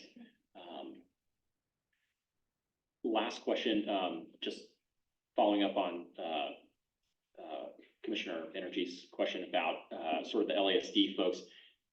It's my sense from what we've heard from you and what we can see from the design that, you guys have taken in data and are designing around all sort of cyclist and pedestrian traffic that would flow through this area, right? So that would include LASD students cutting through or cutting around to get to Almond or other, schools in the area, sort of across the board, right? Like this would be covering any realistic use that we anticipate of this sort of street, by a cyclist, sure, wherever they're coming from or going to, right? Based on obviously realistic patterns, but also just what might happen. Is that fair to say? Yes. Yeah. Awesome. Thanks. I think that's everything I had. Okay, thank you. I just had a couple of clarifying questions, following up on one question that Commissioner Banerjee asked, and this is to do with circulation for cars coming down on Casitas. Like if you could go to that slide. I think this is a question that I had last time as well, but I think it'd be helpful to clarify. So right now the expectation for drop-offs for people coming down Casita is to drop off on Casita at some point. Because there's, given that they have a bike lane now on the north side of Jardine, what is it that we can do to stop people from dropping off on that zone? Drop off on the bike lane there. I guess that's one of the questions that I had, and I just want to clarify, if that's the case, I think there needs to be, well, I'll hold off on the comments, but I'll let you answer that question. Sure, great. So actually, I do want to go to the one slide I had the data on. And I picked sorry, I don't know if it's before this or after this. Okay. So this happens to be the Casita Jardine turning counts or volumes that we collected. So I do want to kind of bring it to your attention what's going on. So the crosswalk at the morning hours, the 1 hour, 7:45 to 8:45, was about 194. So can you orient us a little bit, so sure. Sure. So this is, Casita and Jardine. Sorry, let me just see if I could zoom out really fast. The stop, the turn restriction that we're talking about is this movement. This is the school campus. This is the driveway. Now, I know they put a stop here. I kind of asked them, like, why do you have a stop? The stop is actually on this side because this is Jardine. So you're missing a stop here, you're missing a stop here. Quality Counts basically said, we're working on our, That's fine. report the way it's split. I think as long as you're oriented, fine. But yeah, so this is Jardine, east-west, and this is Casita, and then on the south side is the school. So the movement that we're talking about, well, first, the restriction would be this turn, like this movement, right, making a left. The reason why is because the number of students crossing here during the 1 hour is pretty high, and the number of left turners from Casita is also high. So we have vehicles and students, pedestrians in conflict at this crosswalk. Now, the number of cars that right now, before this change, also currently makes the right turn is about 54. So in a way, by a few, and I know this is just a sample, but there are vehicles that are choosing to make the right out of Casita right now by a few more than even the left turners. So this volume already is, whether they're dropping off, the study doesn't say this was a parent that definitely dropped off a kid. A vehicle left and they turned right. And this was about 54 in that hour and 51 in the same hour making the left turn. So I guess what I'm trying to say is more people are making a right turn. And these people, this is with current conditions. And if they are parents that are dropping off the students, they're either going, I don't, they're dropping off wherever they're dropping off. If they're not dropping off, they're just moving forward. With this current design, introducing the bike lane, I mean, it goes without saying, there is going to be a desire for the people that want to do that illegal behavior.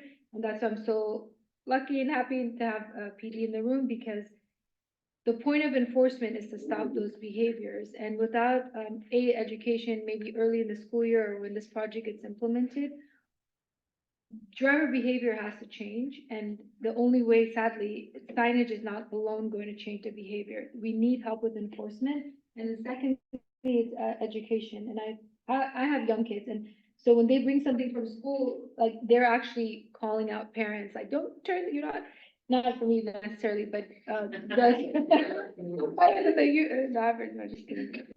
but the high schoolers, they themselves are the drivers in a way, right? So they're not reporting back to their parents, please don't make a left here. It says the sign that we're dealing with a little bit older on the pedestrian, and student drivers. But we hope with enforcement that behavior of parking in the bike lane goes away. As bad as it is right now, where they're stopping in a travel lane, and I think in their last sessions, I'm sorry, I don't know if it was a speaker on the podium or afterwards, they told me that a parent actually even turned off their car in the travel lane, waiting for the student to arrive. So like, I just can't even understand someone like just on the freeway kind of coming to a stop and saying, well, I'm still waiting to exit or something. So we hope with the shifting of the center line, the unsafe behaviors that are taking place right now at least get better. The drivers that choose to use the bike lane, I hope we have both education and enforcement to stop it. Okay, thank you. One last question I had was, I just wanted you made a statement about those no parking signs. Yeah. And I'm not sure how definitive you were in saying that those signs are sufficient for enforcement on those hatched areas. Yes, so thank Just you. want to make sure that you're clarifying that. Yes, I am going to clarify that the standard enforcement signs that we're proposing in this project would help PD enforce those corners, all the not restricted, no stopping anytime, and someone is stopping, now becomes enforceable. Thank you. Sir, do you mind if I ask one more?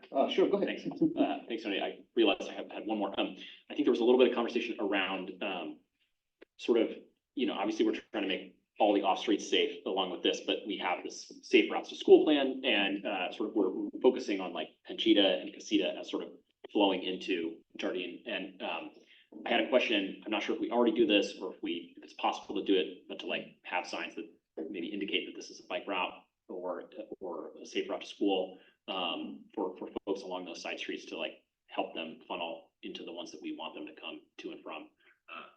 Seen that a lot as a cyclist myself, and it can help me feel like, oh, I'm kind of where I'm supposed to be. Yeah. That's great. Great comment. Thank you. There, in this project with what we've been working with, we did not focus on additional signage outside of Jardine. However, I've done plenty of projects where wayfinding and kind of encouraging a certain, whether it's walk to downtown or there's a marina over here, or this is your bike, boulevard bike path. Those really do help, in my opinion, neighborhoods and cyclists and pedestrians. The signage does help. I think there's like a right dose of it. So far, it was in the focus as, but I think moving forward as a citywide project or as part of the Safe Routes to School implementation, I think it's a great topic to consider and add to the existing recommendations that the planner is providing. Awesome. Thank you. Any other questions? I guess I'm wondering, are we gonna plan on coming back and looking to see how all this changes has, improved, or has it made things worse? Has it made, which parts are kind of better? Is there any kind of measurements or metrics that we're gonna do, and when we're gonna come back and look at that? Great question. I think that was brought up last time too, and that I did commit to that we would continue looking at this design. Did it work? Did it get safer? Did it make, operational improvements to the area? Did it make things worse? Did our collisions increase? Did near hit misses? And like, we heard from PD, the more reports we get, the more data we have. Are you plan on coming back at a certain, like 6 months or 1 month? Oh, sure. Or a year? Okay, I don't think in our previous meetings, we've identified when we'll come back. So far, according to that timeline I showed, we're hoping to have some improvements, if everyone is okay with it, by the school start. So the best time to test it is during the school year when it's being used.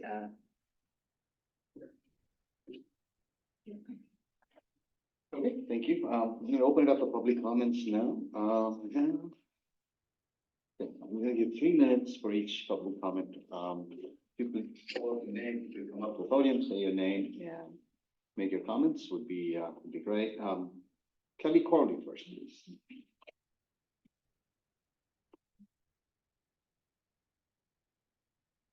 Kelly Corley, I live at 370 Valencia Drive, so I'm here to advocate for myself as a homeowner. So I live right here. So this is where you put, since this redesign started, you now put 2 stop signs right in front of my house. This is right in front of my mailbox. This is my driveway. So I'm looking at these ladders from my living room window, bedroom window, right? And so right now, these are just parallel lines because I fought for the first design and I got concessions from the city and your traffic advisor. And they agreed that these would be just parallel lines. And so I'm advocating for that again. I looked at the data, if I'm looking at it correctly, there was only 8 pedestrians that traveled eastward down it. So I'm just wondering, for 8 pedestrians, whether all of this signage and painted is required. I don't think that this is a law. I think it's recommended. And so I'm just really advocating if you could please look to put these as just yellow parallel lines. That's one. I also have some questions about, all the way the entire length of Valencia, there is absolutely no other crosswalks, no other painting.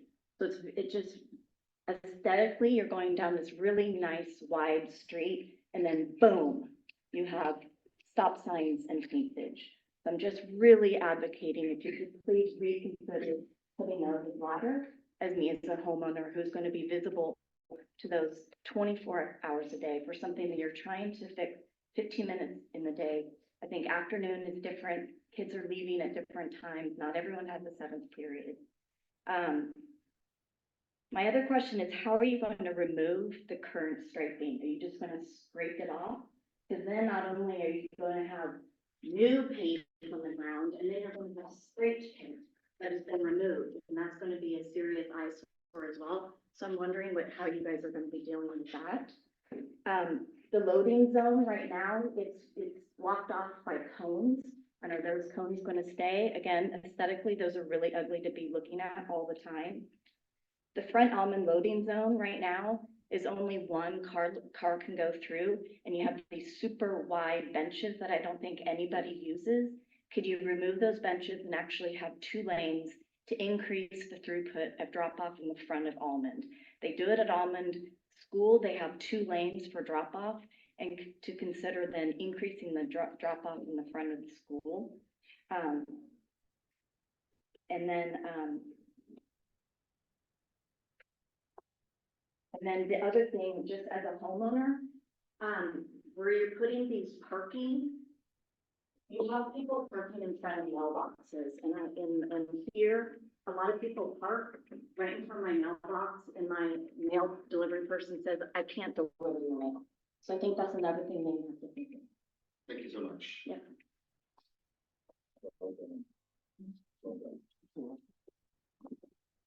David Sarhan.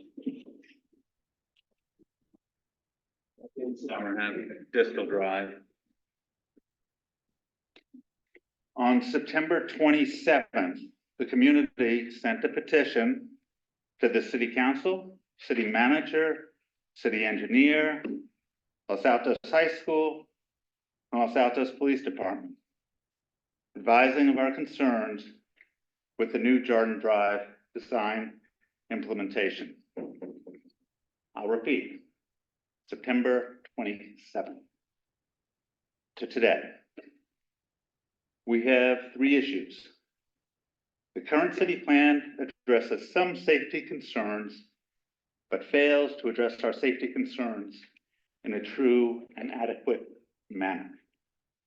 Significant risks remain with the current proposal. Number 2, we have a parking problem in the neighborhood. This problem is caused by the high school. It must be resolved by the high school and city administration in a manner satisfactory to the community.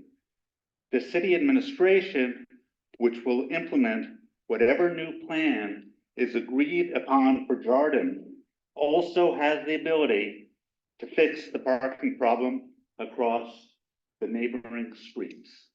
It's the same groups. Number 3, I and others have reached out to the city administration and to this commission to sit down and together build a Jordan Drive solution.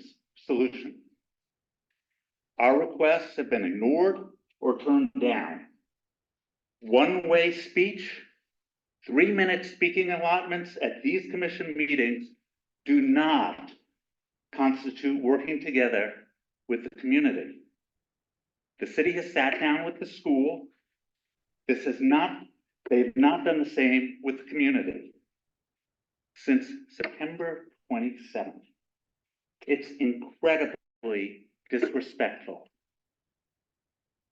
Members of the community have asked to and are ready to work around the table with the city administration and the school, and together build a solution that properly addresses the safety needs of the community. Let's create a team. We are confident that with focus and commitment, together we can build a safer and more widely agreed upon proposal within the next couple weeks. So I ask for a show of hands from the community as to who agrees with me on these 3 issues.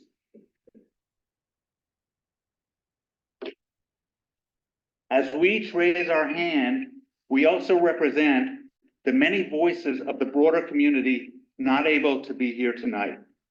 We've had 5 months of dithering Absent formation of a rapid force team that includes the community, we will see a repeat of last year's disastrous, unsafe implementation and another $400,000 waste of money.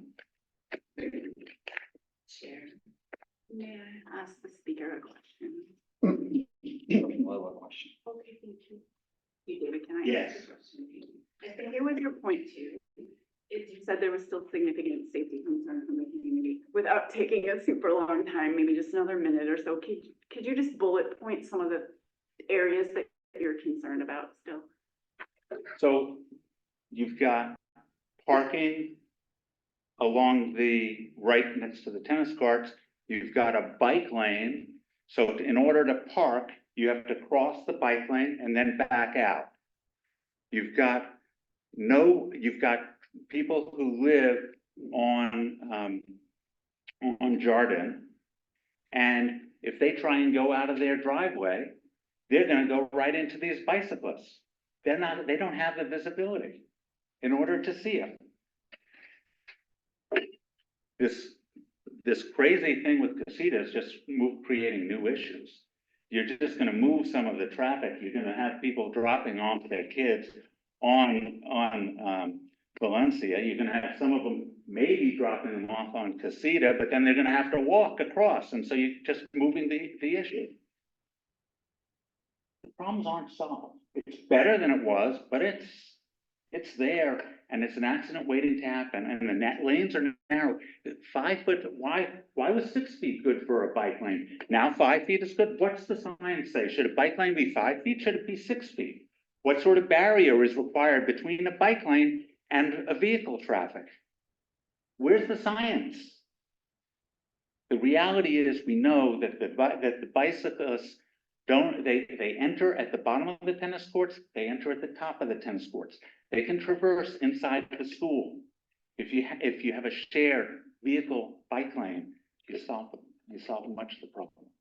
It's not perfect, but you solve it. Work with the community. Don't ignore us. Thank you. We feel like we're being gaslit. Okay, thank you. Can I ask a question? I don't know if I'm allowed or not. The question for who? The Who- commission or? who else for the- Okay, Is that okay? keep it short. Yeah, I just want to keep it short. You said, we didn't have, community outreach. Did the police department, the city manager, the public works director, and I met with you, and we actually invited the residents to meet with you on site. I know we had you and Reza, who was at Corner House, to discuss the problem. So we actually spent, Captain, he was there. Did we do that? And listen. You did that once at the beginning. Subsequent requests to meet, both when I went into the city government offices, when I wrote to Aida as well as you asking for meetings, those were denied.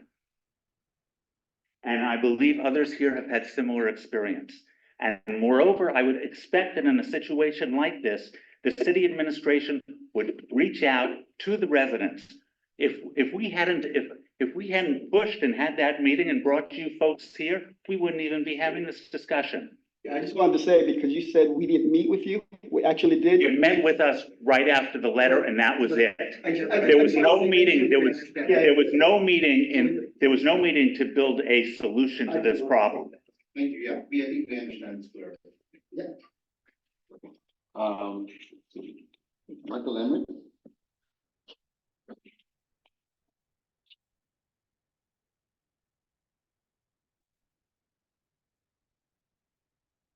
I'm Mike Emmerich. I live on Los Ninos Way.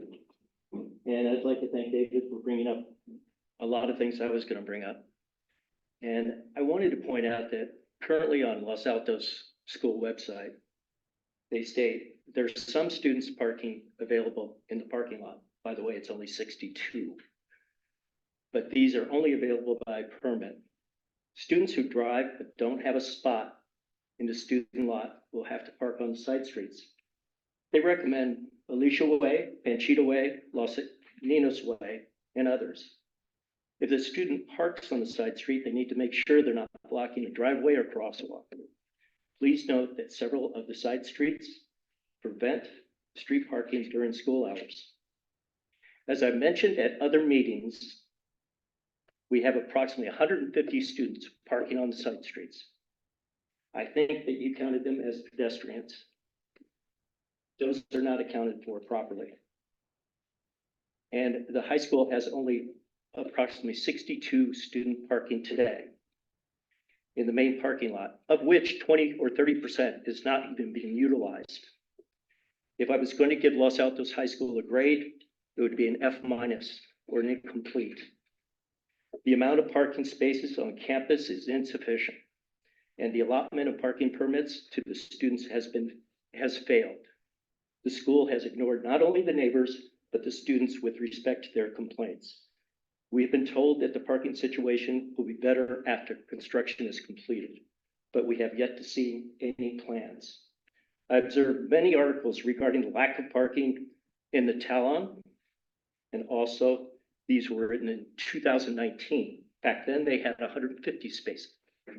Also the website on change.org. We've talked about this subject on the Complete Streets meetings again and again. I understand there's only so much that the Complete Streets Committee can do regarding the campus parking.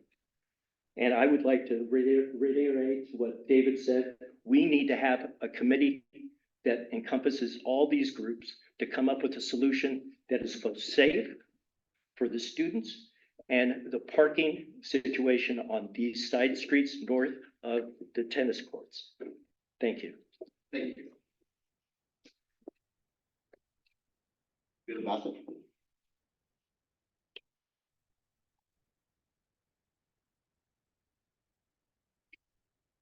Like a slide of mine that was up.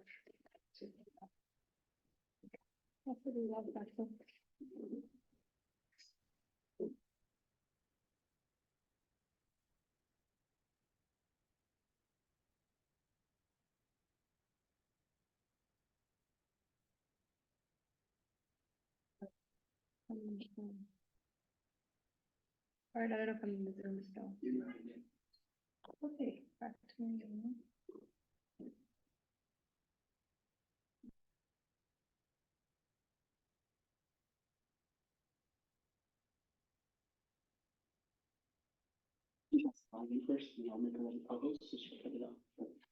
When you do that, do we want to have a next public comment or to come up? Scott Spielman.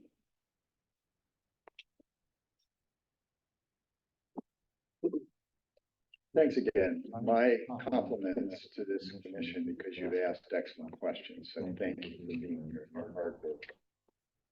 Safety issues remain, improvements have been made, but we're not there yet. I have a few questions for you, like hopefully my questions are as good as yours.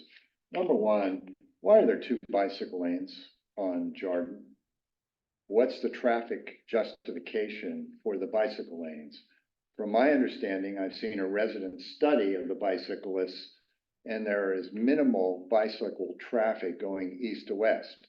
They come in Casita, they might cross from Anchita or Los Niños and go short distance and come into the school, but they aren't going the length of the tennis court. So my question is, what's the justification for 2 bicycle lanes? And another question, and one of the neighbors raised this, what's the justification for the stop signs at the corner of Jordan and Valencia? What traffic study has been done? I, for one, asked the city that question, and I never got an answer. What traffic study was done? I asked to meet with the previous traffic engineer of the city. I never got a meeting. So I secondly can say it happened to me as well. What about parking on the north side of Jordan? I know if you go on the other side of the high school, there are parking restrictions on the residential streets on the south side of Almond, but why not south of Jordan? Now, multiple requests have been made by residents. I, for one, would like to make a request that we have a subcommittee that we could meet together, because this is very difficult to have a two-way dialogue with all the constituents involved. Now, about costs.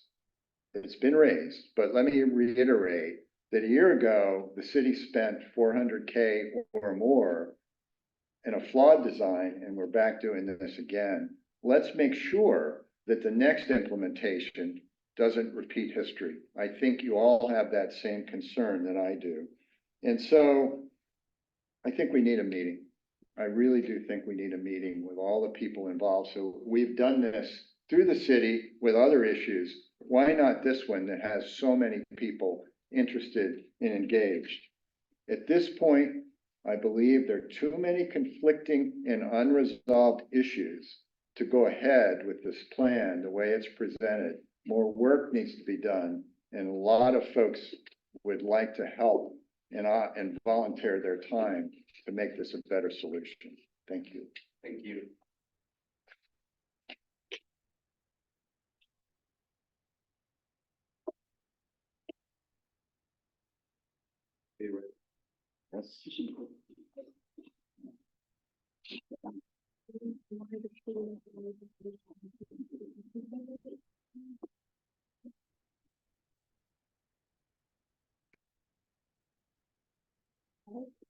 Hi, Bill Bassett.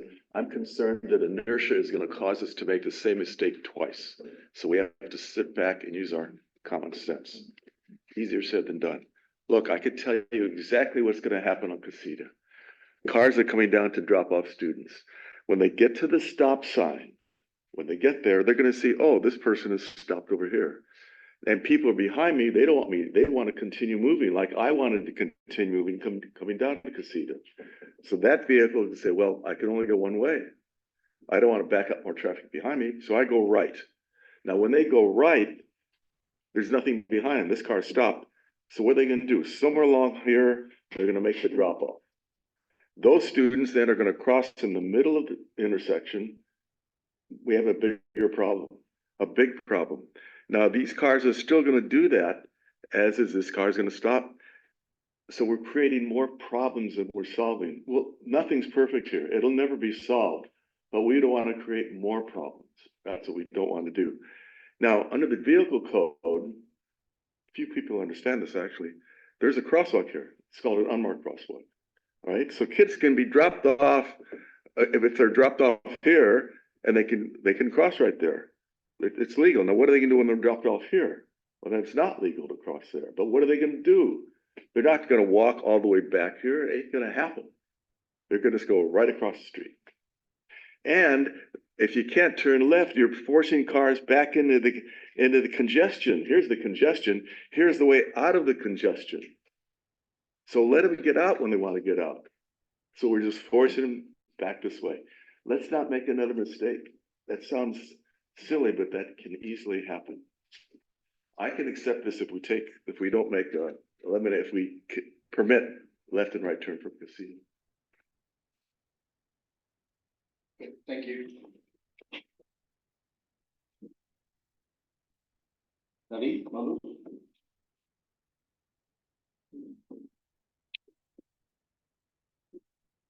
Thank you. I've lived on Casita now for 23 years. I've walked my dog at the intersection numerous times in the morning in the midst of traffic. I've biked on Jordan a bazillion times, so I've experienced pretty much every aspect of it. So let me share with you some observations. First, let me just say thank you to everyone. Commission, City, PD. This is an intractable problem. You're not going to be perfectly solving it, but first you got to reverse the problem that we did last year. Let me share some observations.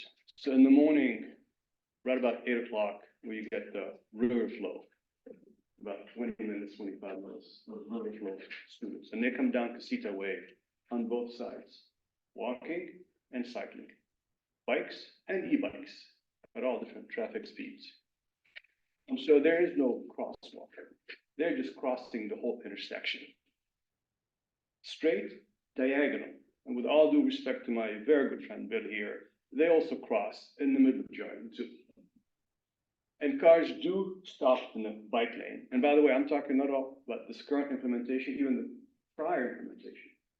And cars did stop in the bike lane and kids were dropped off there in the morning. So it is a mess. I do not bike anymore between 8 and 8:30 in the morning.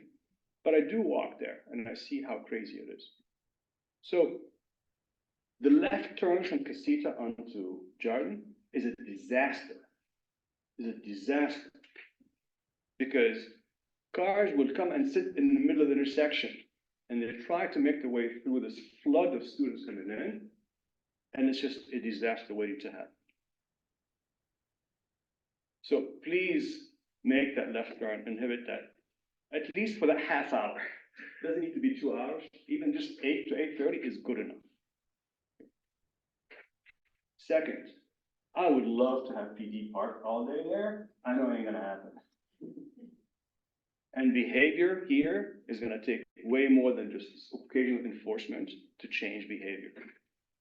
So we gotta find ways, other ways to really make sure that we implement these measures and perhaps by putting some barriers, some other things that we have to think through it. We don't have it here, but that's sort of perhaps a project for the future. Let me talk about the afternoon. The afternoon tends to be a longer duration of time, so over 2 hours. So you don't have that necessarily that density of students coming down. They would trickle out. And they wouldn't wait on Jordan for the pickup. They also would wait on Casita. And the cars would sit there on Casita, and I suspect also on Distal and Los Niños and the other ones. Not as bad in the afternoon. It still can be ugly, especially on rainy days. This has still been nice. This is a nice exercise on sunny days. On rainy days, it's a mess. Some of the most egregious behavior by cars is they'll come down Casita and make a U-turn in an intersection. Okay. Or they'll make a U-turn on Casita. So we gotta find ways to address that. We cannot fix all of it, but at least to the extent that we can put some measures and make it more difficult for them to do so. On Jordan, some of the most egregious behavior today is parking in the bike lane, and people actually will just sit and wait there, or those cross-hatched areas now that have been marked no parking, they'll park there and they'll wait. And now they know that there's no enforcement, at least not persistent enforcement, so they just sit there. Sometimes they leave the vehicle actually parked illegally in the zone, and I've got pictures on that. And so these are things that we have to address now. I also concur with my neighbors about the parking problem. It's a problem, big problem, because all we've done is pushed out the traffic and the parking from the school to the adjacent streets. I don't expect that we're gonna solve this problem now in this zone. We gotta fix this problem first. But I urge you to not forget about the parking problem and come back and fix it. I don't know what the solution is. It could be perhaps forcing for permits. If you wanna go park on our streets, you gotta pay for it. Residents, of course, should be exempted, but if you're a student, you shouldn't take it for granted. I would love to sort of see the high school come up with some ideas of how we're gonna reduce the parking problem, but that is a big problem now. I see cars that are parked up all the way up to El Dorado on Casita. So these are issues that we have to sort of take into consideration, but for the time being, please fix the problem that we have incurred last year. I support what you have here. This is not a big solution. This is reverting back to what we had 2 years ago. Please go back to that.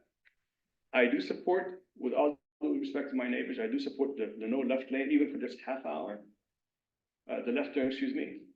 And then as we come back as a community, do meet, as we've said from the neighbors, let's bring the commission back and the city staff with the community and sort of see how do we address the other issues, which is primarily the parking. Thank you. Thank you so much. Lynn Emery?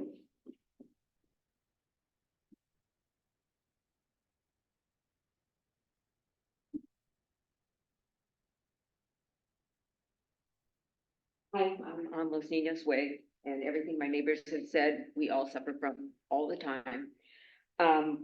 More traffic needs to move to Almond, as it is a wider street and it is originally designed for school traffic, drop-off, parking, all of that. It was designed for that. It's better suited for it rather than Jordan, not instead of Jordan, just we need to get some of Jordan traffic off and someplace else. One question is, why can't there also be drop-off and pickup in the main parking lot, as many other schools do? I know that I have a lot of children, and I've taught in a lot of high schools, so I know this is a doable thing. It is plenty wide along the sidewalk where people come in. People could also, some of the Jarden traffic could move to that parking lot and drop off and pick up there. And that would help Jarden's traffic a little bit. Anything is helpful.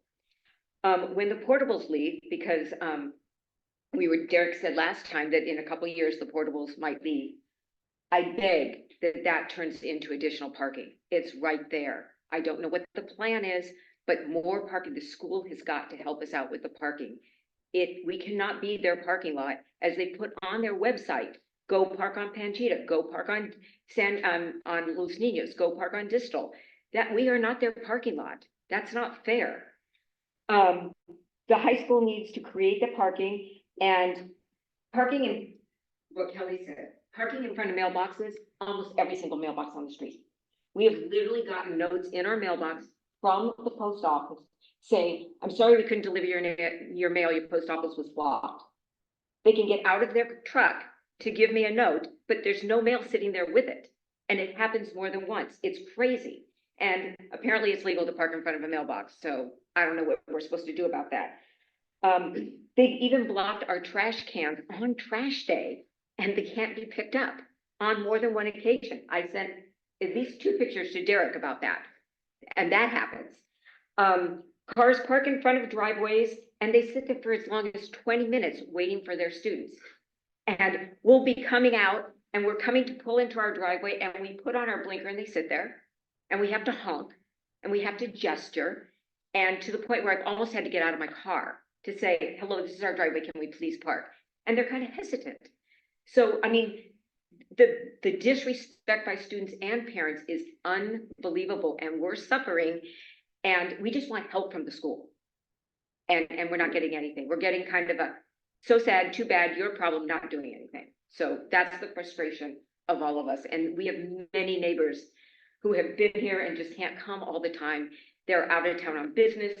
They have children at home. This small sampling does not at all represent the frustration on our streets. So please take these things into consideration. Even like has just been said, if it can't happen today, soon, like within a year, something reasonable to now address the parking problem that's being created by not only less parking on Jarden, but not enough parking on the school's site. Thank you. Derek Mihara. Okay, Peter Johnson, please. Just a couple of things. Peter Johnson from 364 Blue Charles. I went to the city council meeting last night and spoke up front and handed each council member the little map that I handed out last week and showed them where the no parking zones were currently and how basically the south side of the high school has been protected from parking, and mentioned that there's literally a parking onslaught going on the north side, Panchita and Los Niños and so on. So that has been brought up, and I said, look, as the city council considers the recommendation from this committee, please don't forget about the parking issue that exists. The other thing that I wanted to mention is that the safe routes to school. How can Panchita, or any of these if they were, but Panchita is listed, how can that be a safe route to school if there's cars on this side parked and cars on this side and not even enough room for 2 cars to drive between them, which is a very common occurrence? How can you think that you're going to send kids, for example, between Almond and wherever they're going along Panchita? This whole issue of safe routes to school needs to be relooked at. It was based upon 2015 studies in 2011, and things have changed. So, we've got a situation right now. Just this past week, as I've come back from the JCC, I work out a couple of times a day there. I just drive these roads, and I counted the cars for the last 4 days this week. And basically, every time I come back, there is somewhere between 30 and 40 cars parked along almost all of these streets, primarily on the half that's here, but it affects the entire street. And while I'm glad to see that they've got more parking here, assuming that that works, certainly than the last plan from last week, this is a major thing. These streets are really under onslaught. And what's going to happen here is that we're going to start saying that if the south side of the high school's been protected several years ago, when the problem was really a south side problem, and the problem is now evolved to a north side problem, when we've gone from the 150 spaces that we had out of 350 plus at the high school. Now we've got 62 spaces excluding this. And basically, now we've got a north side problem. So in the name of fairness and equity, we need to do something like go to a permit parking system where you don't park here if you don't have a resident permit. Something like that. And this group, like many others, is getting ready to organize to push this whole thing, because what's happening now is not right. Thank you. Judge Miyahara? Hi, Jonathan Miyahara, the assistant principal of the high school. My name has been mentioned several times. I just wanted to address some of the points that have been made tonight, and I'll start with the left turn on Casitas. So the left turn on Casitas, people are talking about people dropping off along Jordan, turning left, having to be forced to turn right on Casitas and drop their kids off. On the drop off, the people who are turning left on Casitas don't have kids in their car. The people who are turning right on the Casitas, they're already going to do that. So restricting the left turn isn't going to create any more problem there, because the people who are turning left aren't dropping their kids off, they're trying to get out. So instead of having them get out on the south side of the campus, you're going to just force them to the north, and they're just moving out. They're not dropping kids off. So that's the first thing I wanted to say. But I do agree that that is kind of an issue. There's an issue about people parking in the current current drop-off space. And the issue of the current drop-off space is that when the city went to market, they only marked every other space as a loading zone. And so the spaces that are not marked as loading zones, students are parking in there, and the police are saying that they can't enforce it because the space isn't actually marked off as a loading zone. So what I'm going to say is that when we do this, and we're going to put a loading zone in there, let's make sure we mark off all of the spaces as loading zones, because people will park in them if they're just spaces. So that has to do with the issue of where people stand. On the exit, as people are leaving, right? As people are leaving, you'll notice there's cars in there. People are standing. The pickup actually isn't happening all at the loading zone. The people who are parking in those spaces actually are students and teachers. So when the school day ends, they leave. And so when the parents come to pick their kids up, they'll pick some of them up in the loading zone, right? But they're also going to pick them up in those empty spaces that are being vacated by the students and the teachers who left. So that's also going to happen, right? So that's so as far as where people stand, they'll stand all along Jardin and they'll get picked up as they are now.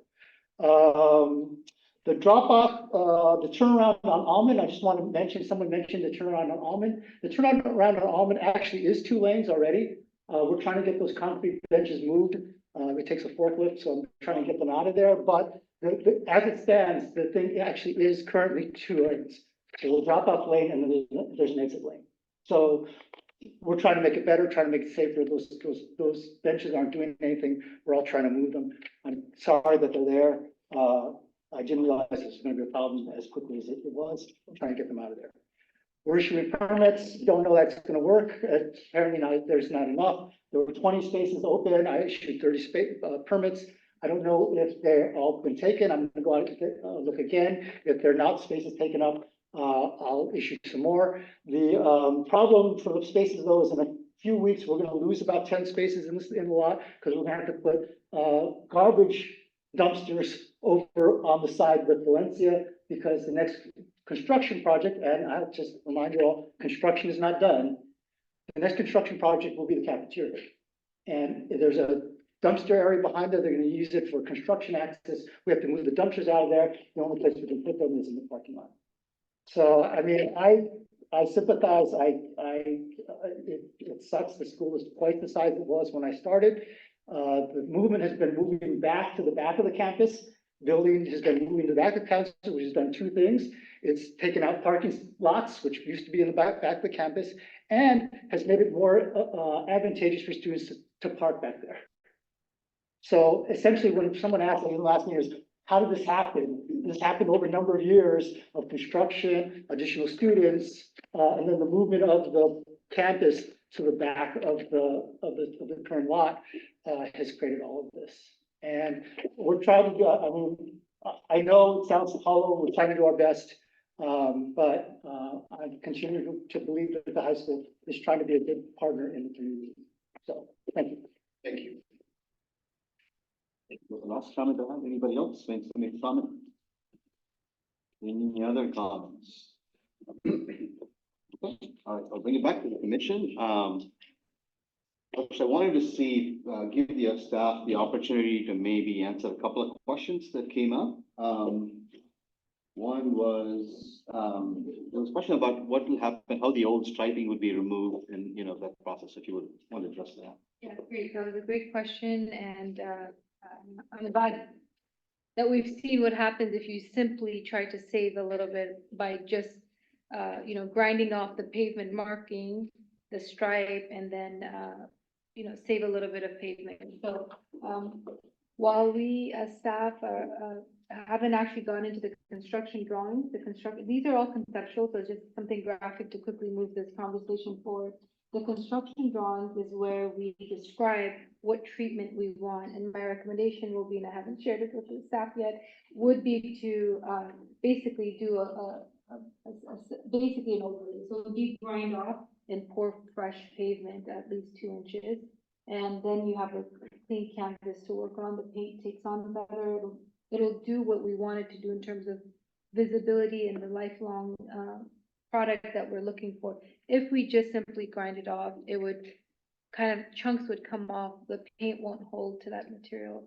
So the plan is to grind off, overlay, start over like we're doing a pavement rehab project. Thank you. And the other question about was some of the cones that have been laid there, will they stay and what's the plan for it? Yes, great question.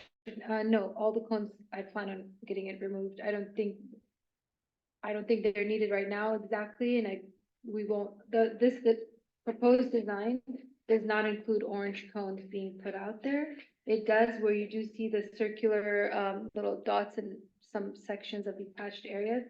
Those are the white delineators that I had brought into one of our first meetings. And so there's bigger, better, brighter things out there in the market in terms of really getting a reaction. Again, I'm sensitive to what the community wants. The goal is to kind of stop a car from entering a shaded or a hatched area. So at this point, it's just delineators, no orange cones.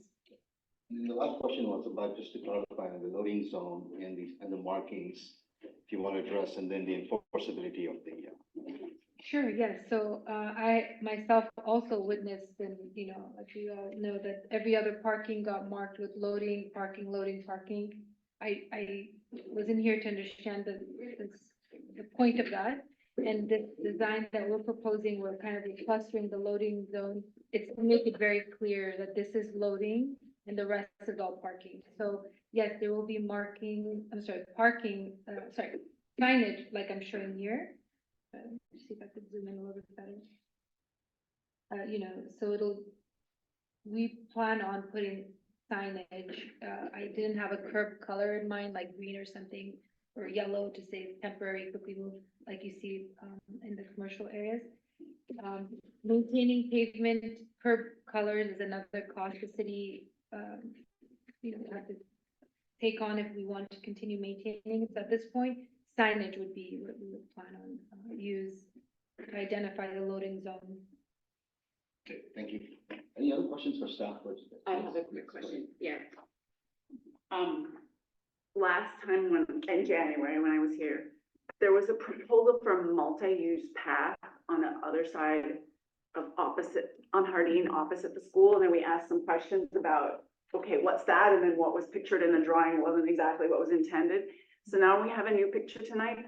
If I'm catching it right, it's just a bike lane over there. And then what's the plan for the pedestrians? Right, so I guess, thank you for bringing that up. The idea of that concept plan that provided, I'm just gonna go to the section.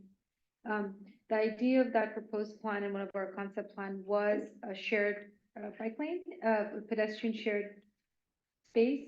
And it would only be a feasible option if the community supported a physical barrier between the vehicles and that path. And as we kind of got the meetings rolled out and kind of the efforts into putting that type of a treatment on Jordan wasn't something that was going to work out.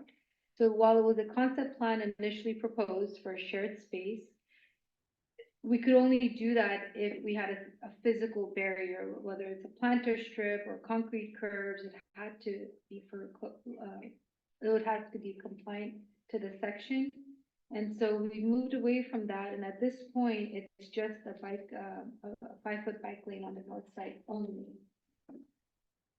Okay, so the intention then is for anyone walking there, legally, they're supposed to cross this street and walk along the sidewalk by the high school, or walk in the bike lane and don't tell anyone?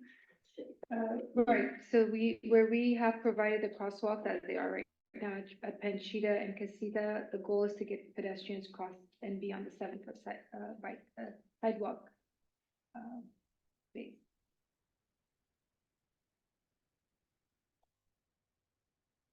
That was my question.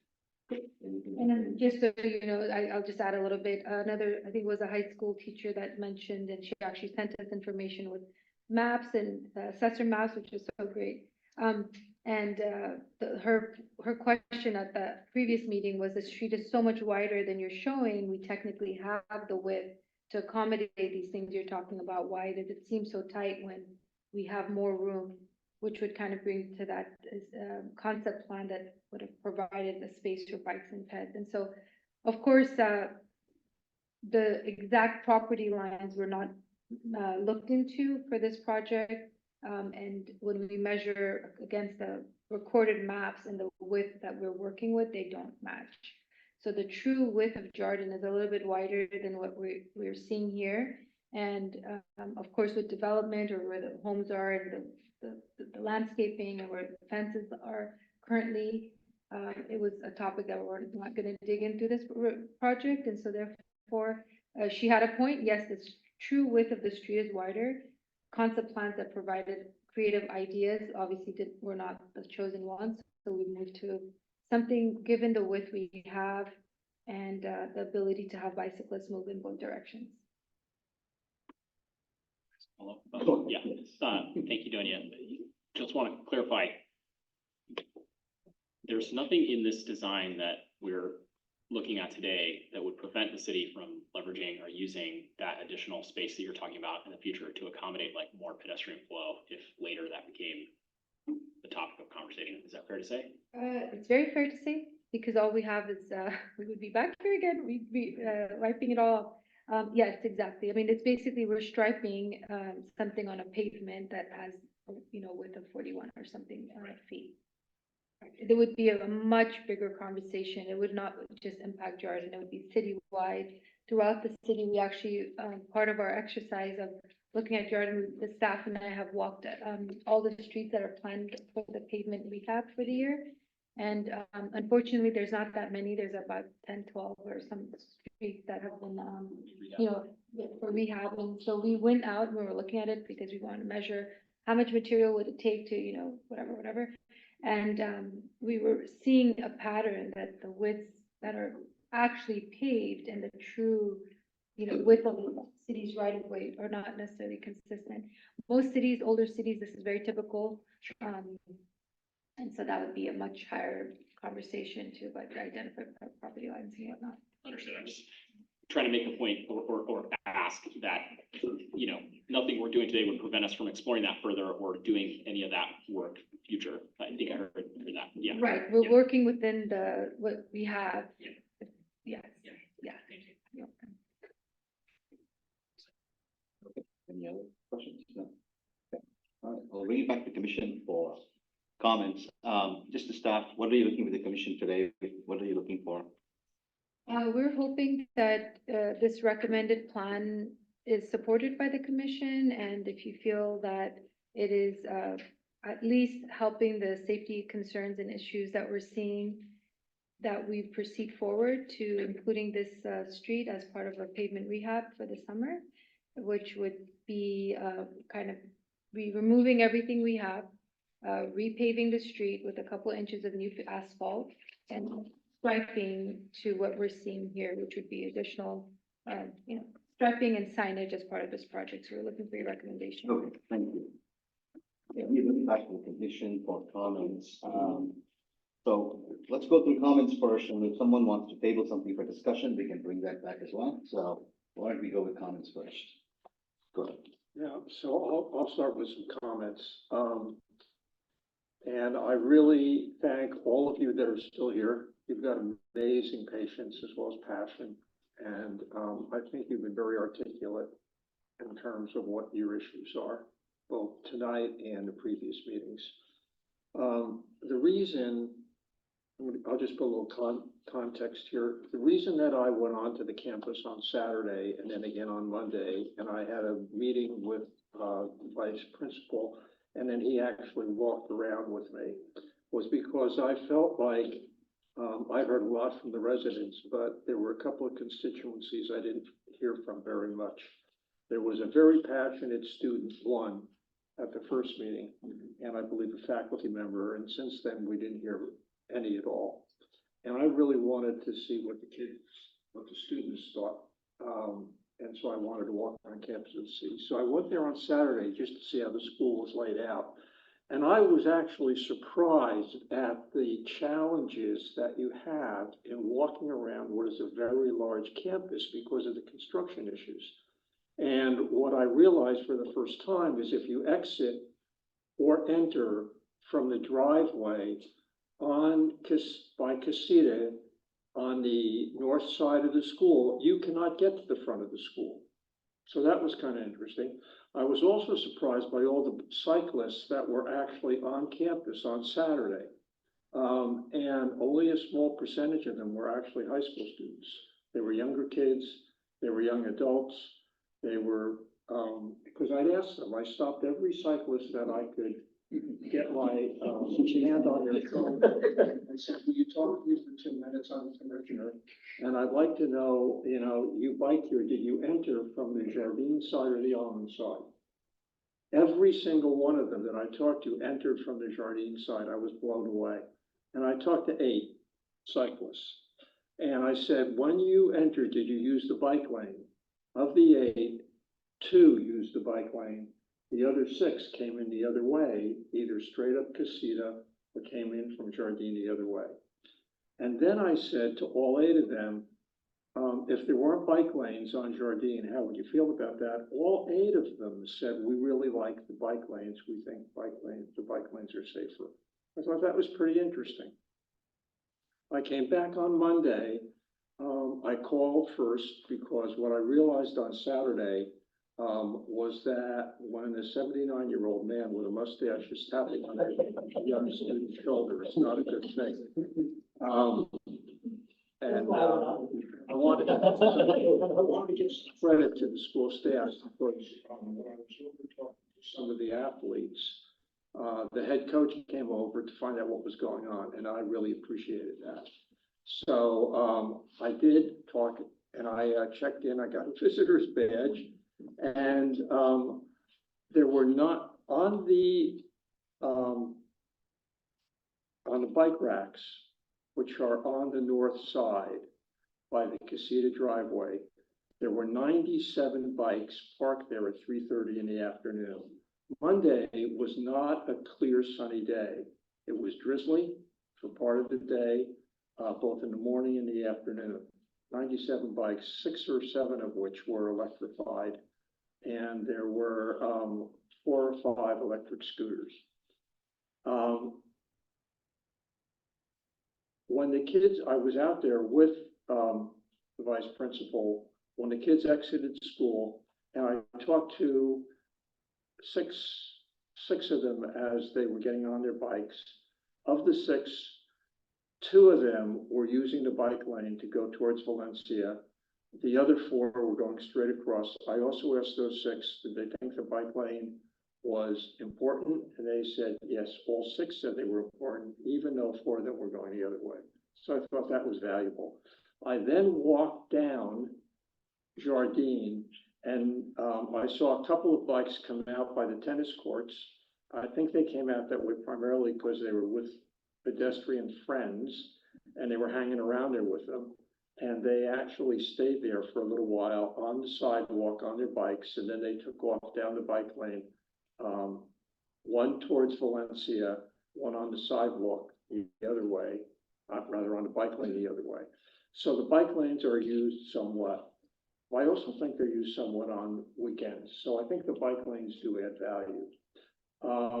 There was only a 20-minute period when there was heavy activity. At the end of that 20 minutes, there were 45 bikes left in that bike parking, primarily because all the athletes were there on the athletic field and there were other after-school activities. If you think about those 45 bikes leaving at dusk, when practices are over, it's even more dangerous than it is if they leave at 4 o'clock in the afternoon, right? Because then you've got other challenges on the street, and I think bike lanes are important then as well. So I'm actually a fan of the bike lanes. The other thing that was very clear, I came with a tape measure, and I actually measured the lanes right now that are there, and they are just 9 feet, and they're really narrow, and the northern lane is right up against the curb. And as Bill Bassett said last week, there are places where branches actually extend into the roadway. And if cars have no place to move, to swerve, except into oncoming traffic.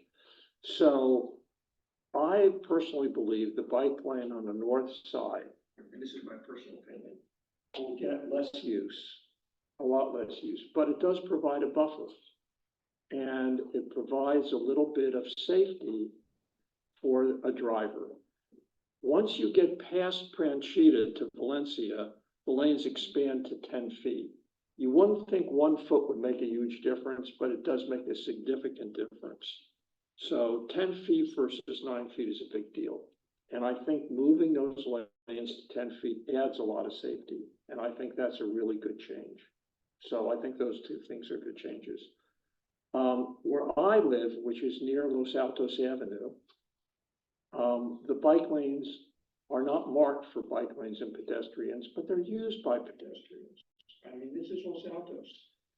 The pedestrians walk in the bike lanes, and there is a senior housing, multi-level senior housing thing on Los Altos Avenue, right by West Portola. And you have a lot of really older people who are walking in those bike lanes all day long, and they share them with cyclists. It happens. So I think that the bike lanes will be multi-purpose, whether they're intended to be or not intended to be. And I don't think the buffer is absolutely is a deterrent to that. So I think the bike lanes are a good addition.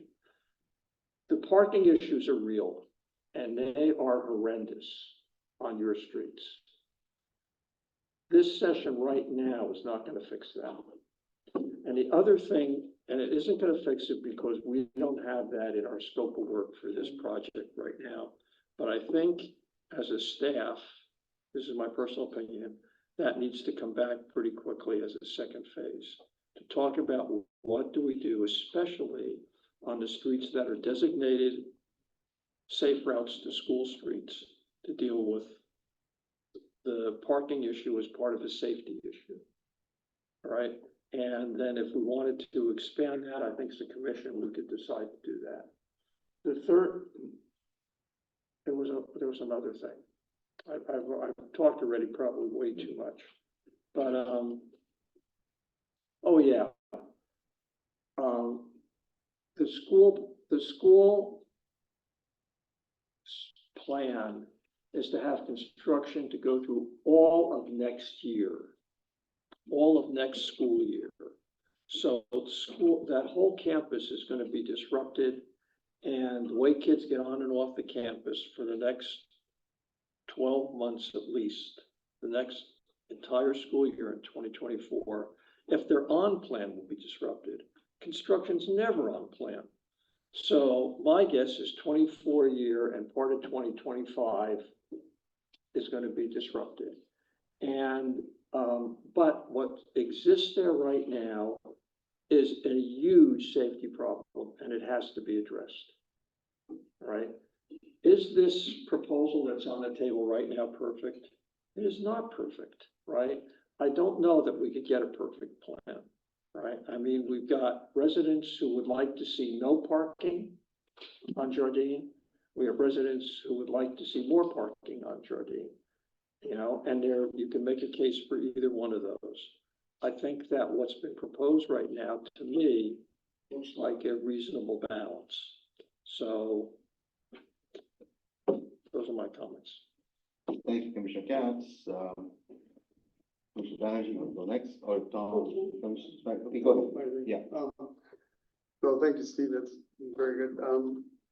Again, the parking is a really big issue. What I've been told previous transportation managers, you know, years ago, that parking is really not part of our commission. There's some things we can do, like, you know, but we also have parking issues that fall between the cracks, and the other commissions don't really address that either, or they're limited on it. So that may be something that could go to either Paul, you know, some of you guys could look into, or city council could maybe mandate where that comes from. I'm not sure where, because I've been told it's not something we can deal with. The other issue is that I don't know how much land there is there by the high school where the construction is, but I would think maybe putting in a parking garage, but that's, again, lots of money. But there's always trade-offs. You're not going to satisfy everybody.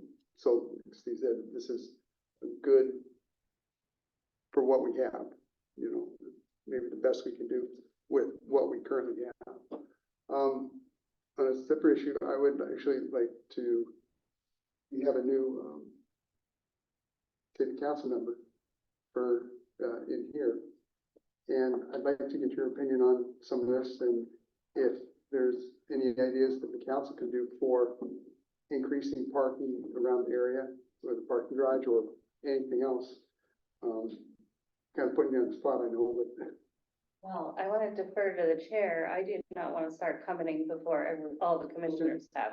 Yes. So if you want to hold that. Yeah, after we close the item, and if the councilwoman wants to make a statement. I mean, it might fit in with your next agenda item better anyway. Yeah. I don't have the same understanding that you just vocalized, so. I I'll just say that. I don't either. Yeah, so Yeah. already, but we'll leave that for a little later. Thank you. Anything else? No, it's good. Okay, great. You want to go next, or?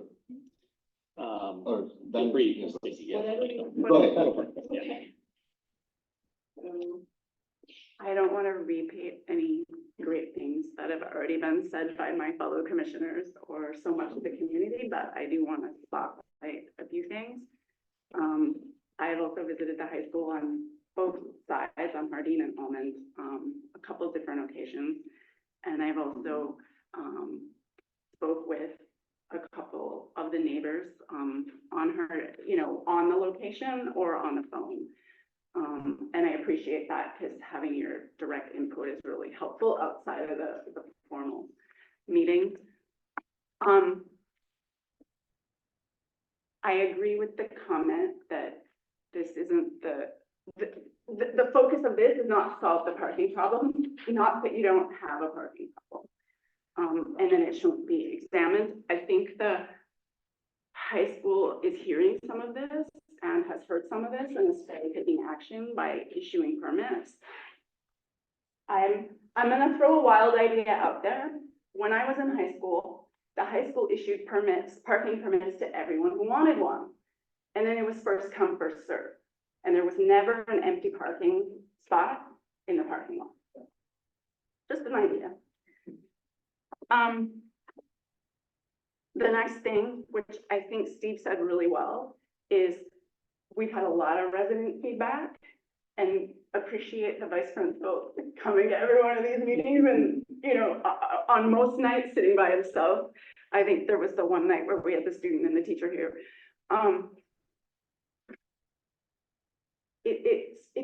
It's important for our commission, especially in the absence of all these other voices, to consider everyone, whether they're present here or not. And what I want to urge staff to do is you need to get in touch with the Los Altos School District community, the school district and some of the parent leaders, because if I'm not mistaken, or go do observations at the corner of Hardin and Alicia. If I'm not mistaken, that's a big route over to the middle school. Because their kids come down Gordon, they come down Alicia, and then they go that back way because there's a whole bunch of those cut through paths after Alicia and they weave their way around. And if that's the case, then you might need a treatment at the corner of, I'm now getting into specifics because I think we've heard the big picture, so I'm going to go specifics on how to refine. You may need a treatment at the corner of Hardin and Alicia, like you're doing at the corner of Hardin and Casita with respect to the green markings for how the bicycles flow through that intersection. You got even smaller kids going through the Alicia one. In no particular order, because I have a bunch of scribbles. The other thing that I'm concerned about is the entry by the tennis courts particularly. Grand engineering plans have the kids staying in the bike lane and going around the block and stuff like that. Okay, so when my son was in middle school, Cupertino Middle School, they had one of those over there. Middle of the block, no crosswalk, bike entry. Kid comes in the middle of traffic, gets hit. Not good. So what happened over there? So then whenever they could, there was a staff person that would stand near that entry. And then they also kind of put orange cones out in the middle of the road that got moved out every drop off time and brought back in. So there was kind of a warning for drivers to be careful here. But I would encourage the city and the school to make sure you realize kids are not going to go around like you are planning them to. They're going to go through there. So you need to have some safety parameters in place and design for that. The next thing, I don't know why we have the loading zone, and maybe the vice principal is a better person to give you the feedback on the hours for that loading zone.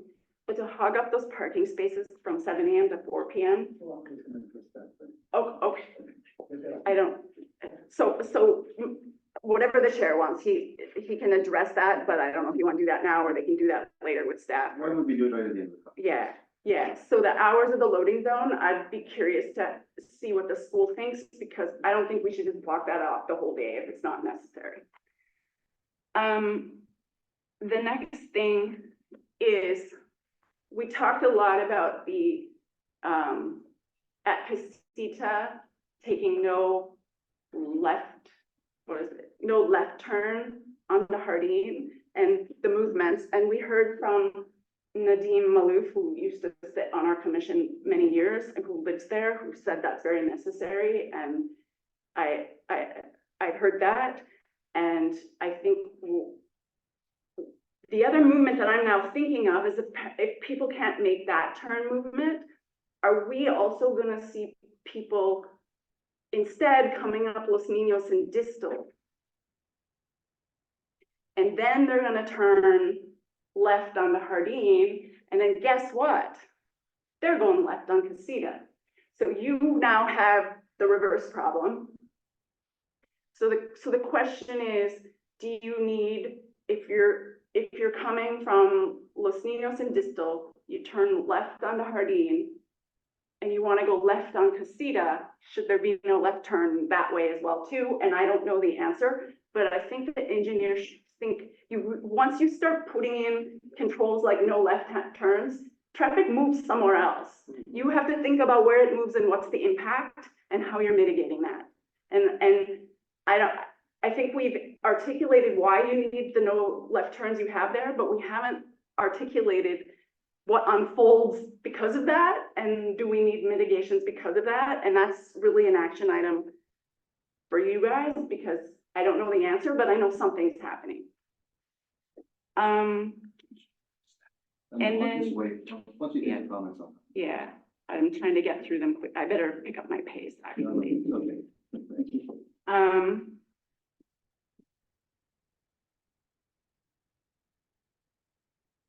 So the opposite the school where there's the bike lane, what was originally proposed, the multi-path, and now it's the bike lane. And so I appreciate that, you know, people don't want those like white plastic poles. There are a lot fancier designators, but they're more expensive, like with planters and other things. You could get a nice space over there. I'm not sure that's in our budget, but I think I would ask residents after this meeting, let staff know your feedback on, are you happy with walking in the bike lane, or do you desire some other barrier put between you and the vehicle travel lane, so that can really be a shared, an officially shared space over there. And then you have to talk about in that message to staff, like what you'd want to see then. Are you happy with the cheaper plastic poles, or do you want something fancy? And what if, I don't know if we have budget, what the budget situation is for something fancy, because I don't know exactly what it'll cost. And then there needs to be art. I always bring this up. You know what I'm going to say. Homestead High School has a map, and it says it's of the school, but it's also of the street entry points, the ingress and egress points, and it shows bikes enter here. And then when you enter here, you flow this way through campus, and then you park your bike here. And bikes coming from this side enter over here, and then you flow here and you park here. And ditto for cars and, you know, pedestrians. I think that would go a long ways, because then it can be used to educate the students and the parents and everyone doing drop off where you're supposed to be and where you're supposed to go. And Is that online? Is that not? it was posted online at one point. Yeah. And at the beginning of the school year, it kind of becomes available to parents. Yeah. And it's really, really helpful, because they've tried, I've said this before, tried to separate the modes and tell everybody where you go. So so the modes aren't conflicting with each other. They come on and off campus. And besides the map, maybe someone said this already or requested this, but there needs to be, once this is in place, a big education and outreach plan with students and parents. And maybe part of that plan, that outreach, could include some parking etiquette when you're parking in the neighborhood. Because I've heard a lot of don't park in front of mailboxes and let the trash cans be picked up, and just educate the drivers. I have a special relationship when I have to pick up my son on rainy days. I actually park in front of somebody's driveway, but I kind of know the homeowner now. So I appreciate them for letting me do that, because it is crazy when a whole bunch of kids have to come and go from school at the very same time.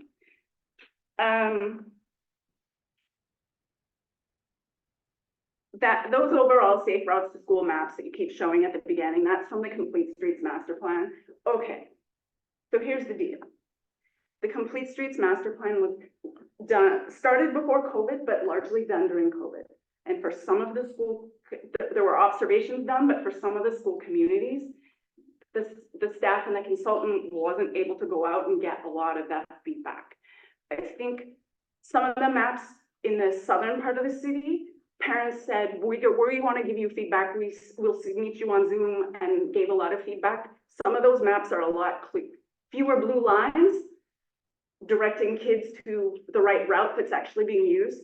I think around Altos High School, we just have a lot of blue lines, and we don't even actually have the route that's being used to go to the middle school, for example. So I don't think we're going to fix this right now, but I don't think we should be wedded to these are the blue lines, and that's thou shalt there, where we focus all our stuff, we need to go back to reality of where the kids are. Okay. Hardin and Valencia. My son and I were almost hit when he was maybe in first grade in a crosswalk that wasn't marked very well. So I'm a big fan of safety and brightly painted crosswalks around schools. If there's indeed not a lot of kids walking through that crosswalk, if we're allowed by the state guidelines, take a look at that and see if we really need all those piano keys down there. If we do, for safety of kids not getting hit, I'm in favor of them. But if we don't have the volume and we don't have the need and the state's not, the guidelines aren't requiring it, I don't know if the guidelines require it or recommend it. So give that a look. We're talking about adding bike racks at all these new entries. Former Commissioner Suzanne Ambiel from this commission, if she was here, we would be hearing from her tonight because one of her kids' bikes was stolen from a bike rack at Los Altos High School some years back. So if you're adding bike racks, or even for the bike racks you have, security is important and putting them in spaces that are more secure. If you have them at an entry point that's visible from the street, that's far away from the school daily activities, you could be creating some blinking lights for please steal me kind of things. And now there's lots of fancy e-bikes and even non-e-bikes are fancy.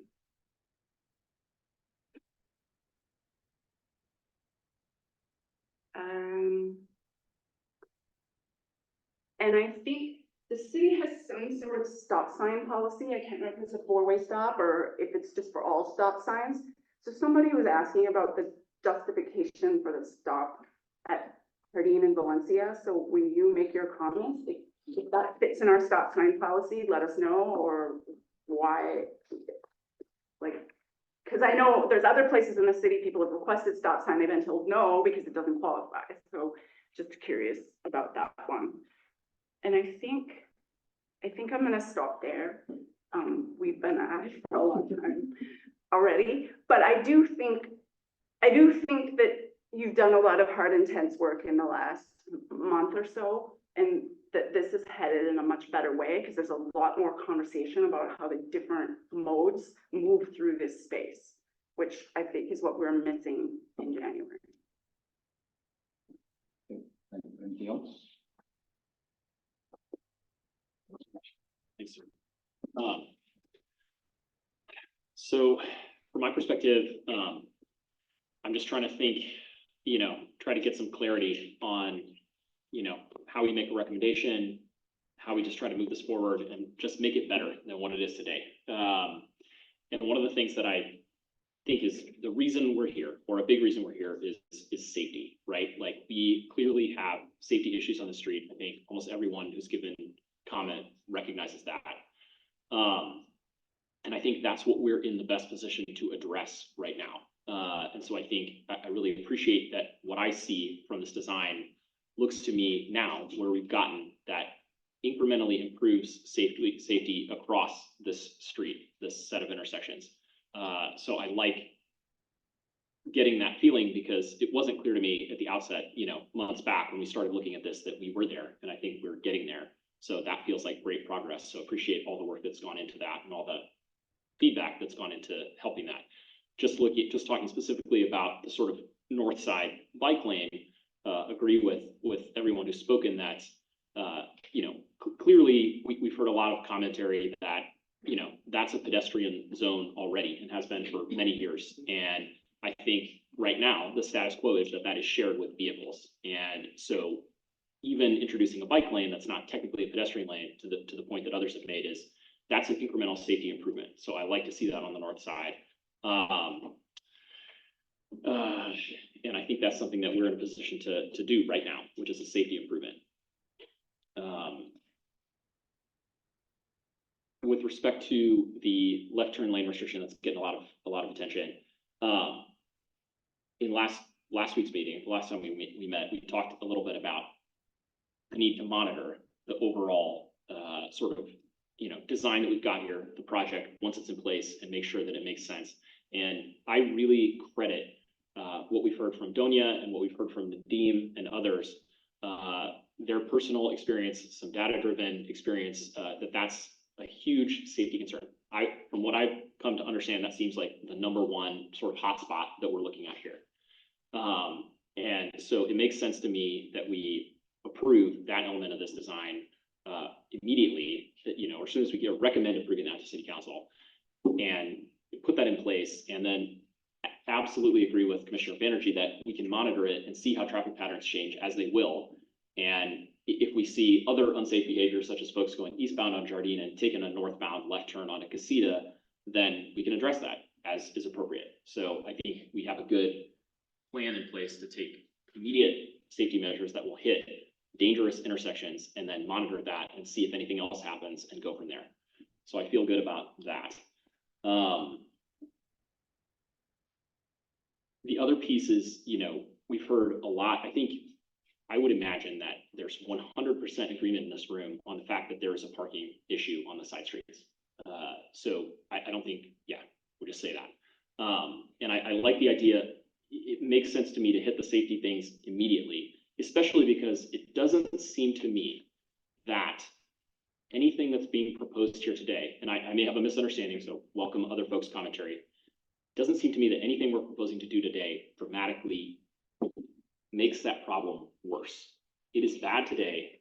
It's not going to be fixed by anything that we're proposing to do today, although I have seen improvements to the design that we have recommended here that I think will help with parking, but certainly it's not going to fix it.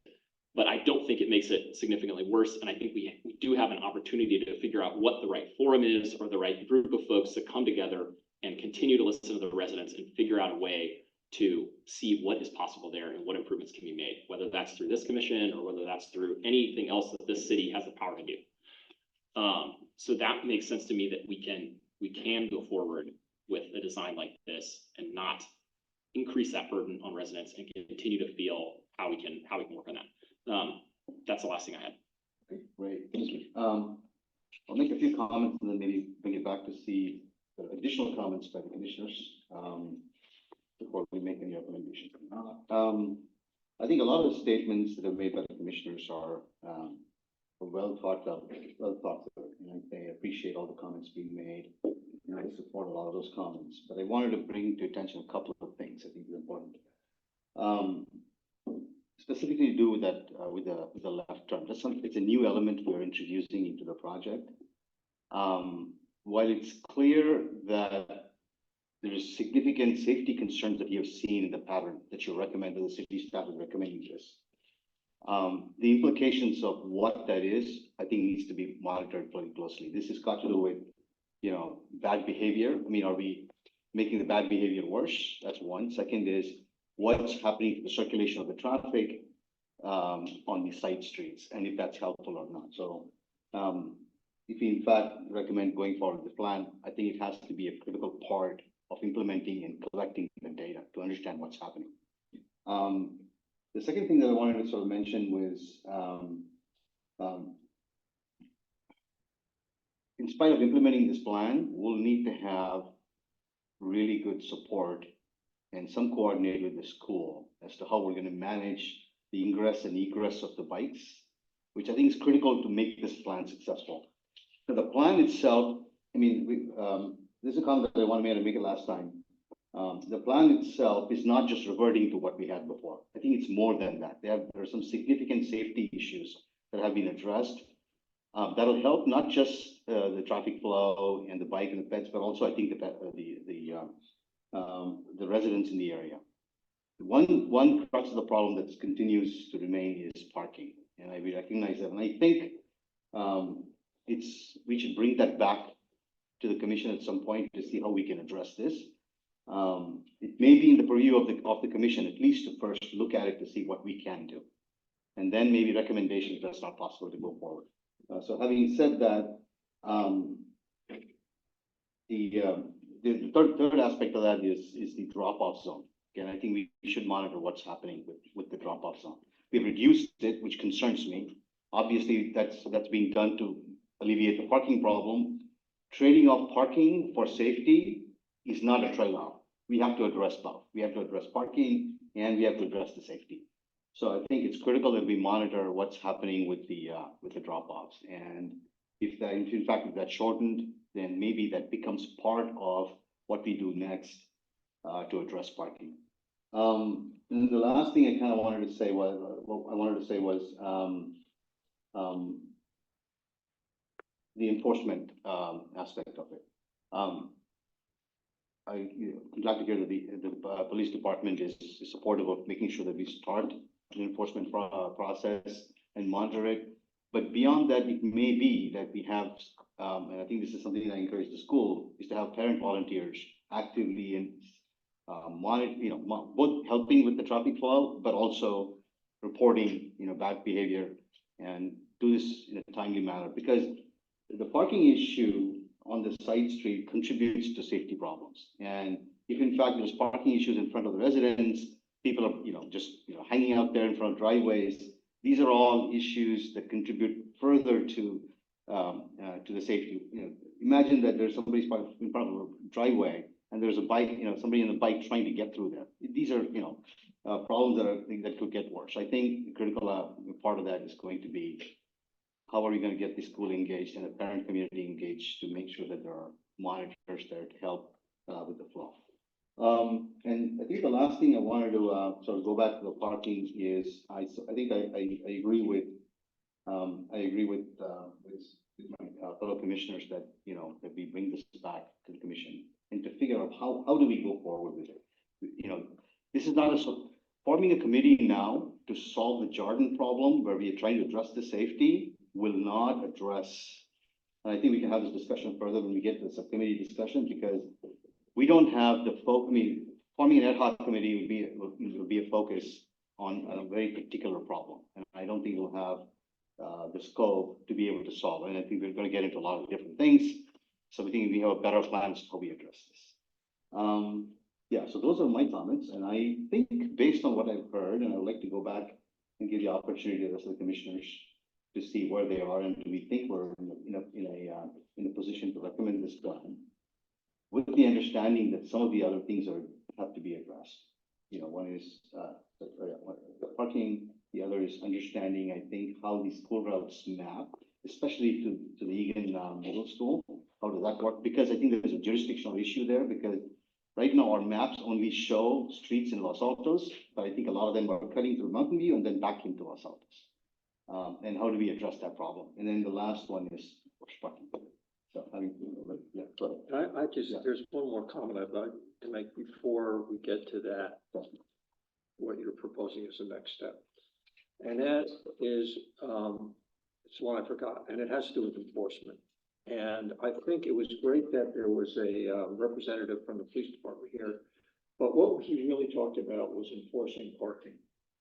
And several months ago, there was a long article in the Town Crier that talked about the police force not being able to enforce the actual traffic safety laws on Jardine because the current design is so confusing that they felt, the police officers actually felt like they could not enforce it because it wasn't enforceable.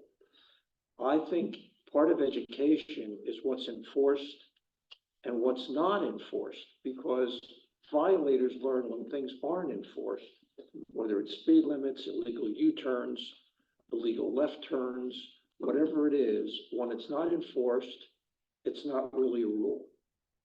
And I really think that staff needs to get the police department to commit that when a new design is put in place, that enforcement is part of that education process, because that will have a real impact. Thank you. You want to make any further comments? So I'll just bring up, in an ideal world, we would bring this item back because there's still a lot of loose ends that the community given feedback on, we've given feedback on, and I think before we recommend it, it's good to see it visually. With that said, I don't know if I have the latest one, but there's this timeline. And if we want these changes this summer, there's a sense of the train needs to keep moving. So I guess I have a question for my fellow commissioners.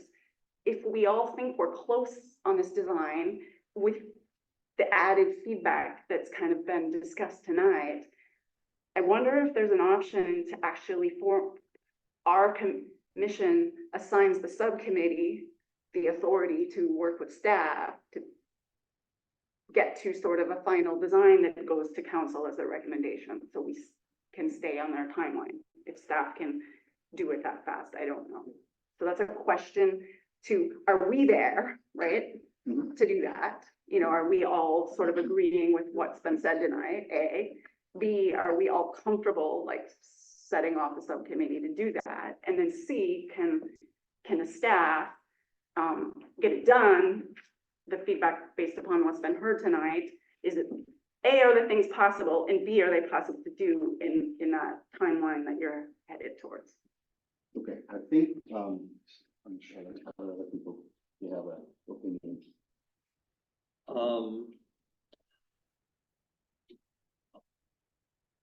I think if I you just just end don't- up keep putting it off and off, you know, you're just pushing everything down the road and you'll never make your deadlines.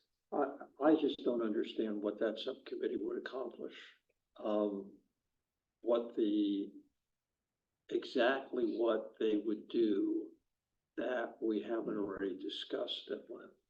That's where I'm struggling. I think you need to be more specific. Yeah, I think what I'm saying is the subcommittee would look at the final designs that staff is proposing and say, yes, that includes the things the commission and whatever was recommended from the community into the designs. Yes, no, because I think we've had the experience in the past we've had different staff before, you know, staff changes a lot, things get, you know, forgotten, where things don't show up, you know, things have been, you know, brought up and then they're not showing up in the design. So it's a proposal, I'm not wedded to it. We do have, I mean, there is the option to say, we're not recommending it tonight, and I don't know if that means that we ask for it to come back. I don't know if it just comes back then, or if staff is just gonna take it to council without a recommendation. I don't know. Before we go further, I just want to have the staff maybe comment on what your process is. Thank you.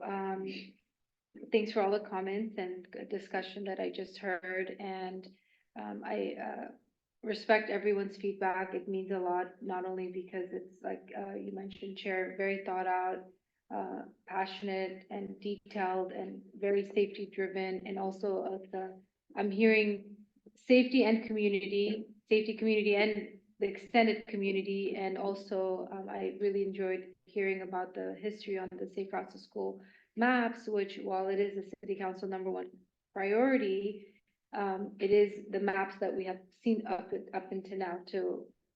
We all could see the COVID pandemic.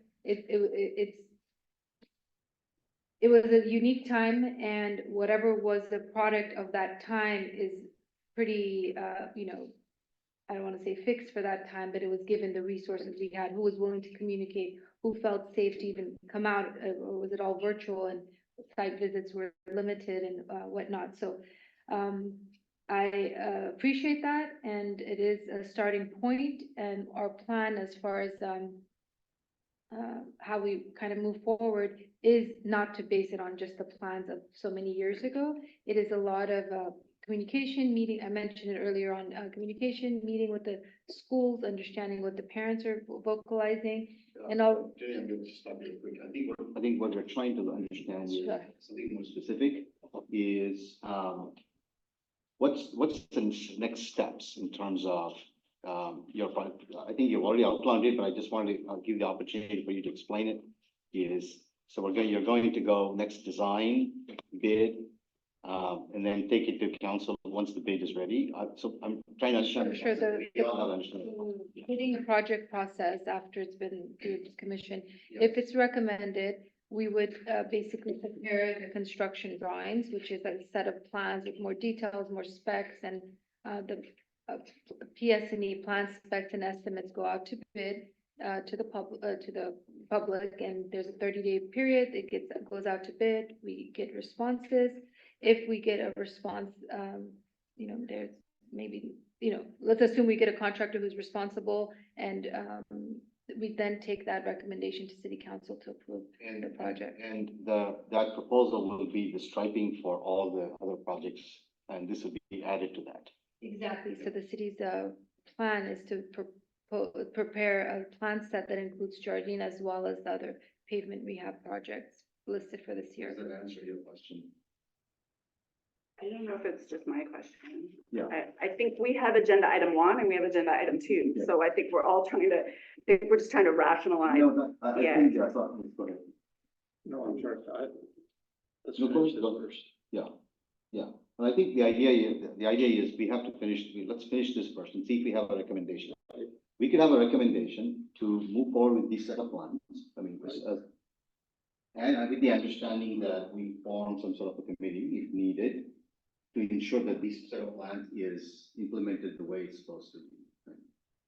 Or the way we intended it to be. And that's, on that, we can have that discussion at the subcommittee. If we're not ready to recommend this plan, then we still could have that discussion. That would be a different discussion with the subcommittee. And what type of ad hoc committee that would be. So maybe do a straw poll. Yeah. Like, straw poll, who's willing to recommend this plan right now? I'm happy to do that, and if anybody wants to see what that straw poll is going to look like. What is it? What's the statement for the straw poll? I agree. Go ahead. Yeah. I agree, no, I agree that is the first step, because the first thing we have to do is to see if there's a majority of the commission that wants to recommend the plan to move forward, and what caveats we want to put on that recommendation.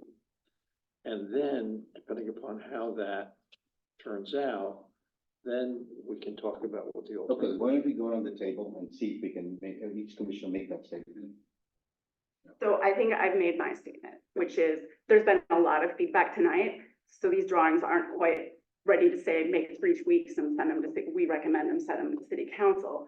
I feel there's been a lot of discussion, but given the timeline, I'm willing to say, if a couple of my colleagues want to volunteer to work with staff, I'm getting all those tweaks in, I'm comfortable to say, I recommend that, and given the timeline, say that I support the subcommittee working on that, and that with staff, and it would go to city council as our recommendation. Because I think we've been pretty uniform, aligned in what our ideas and thinking are tonight. That's my straw man proposal, but everybody may have something different, so. I think, going forward, had a lot of comments. Changes been put in from all the previous meetings.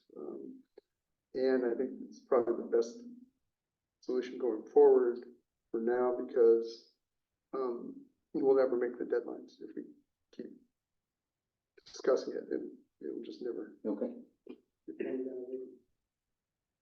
I would recommend going forward with this concept plan that was presented tonight. And I would be very willing to add a caveat to that, because of all of the comments that the commissioners have made around the table, that should we decide that we want to then empower a subcommittee to work with staff, just to see if what's in those comments, which have been captured, should be incorporated into the design in order to improve it between then and the time that an actual executable plan is put in place. We feel that would make it a better plan, and it may, then to do that as part of the recommendation. And I think that's saying Yeah, pretty much what you're saying. Yeah, it's saying what I'm saying, because it's 9:30 at night, it's 3.5 hours, and finishing that up now is. That's the other statement. Yeah, I think I'm comfortable recommending the concept that we have now, and I think we can talk through what we want to do with or without a subcommittee. All right. To do that. Okay, great. And I think, we can take a straw poll, but I think we're all unanimous in recommending this plan, ending a discussion as to, what's happening in the subcommittee, in our next action item. So, I don't think we don't need a motion and a vote at this point, but I think you have a recommendation as to how we move forward. Commissioner Dunn, you have something to say? No. Okay. So why don't we then, go forward with the, for the next item on the subcommittee to see what we want to do. Yes, go ahead. I do want, of course, you, and if Aida was here, she would say the same thing. You are entitled to form a subcommittee if you choose to do that. And I do want to mention that the topics that I heard tonight that may be as a result of the subcommittee, a few of the things, and I could have missed some of it, but I'll just go ahead and say it. One topic that I heard was that crosswalk at Valencia, the placement of the stop control there, or even another one. And so I'll just give it a very high level. When a stop control got installed, it must have been warranted. There's some exceptions, but it's warranted or is now in place.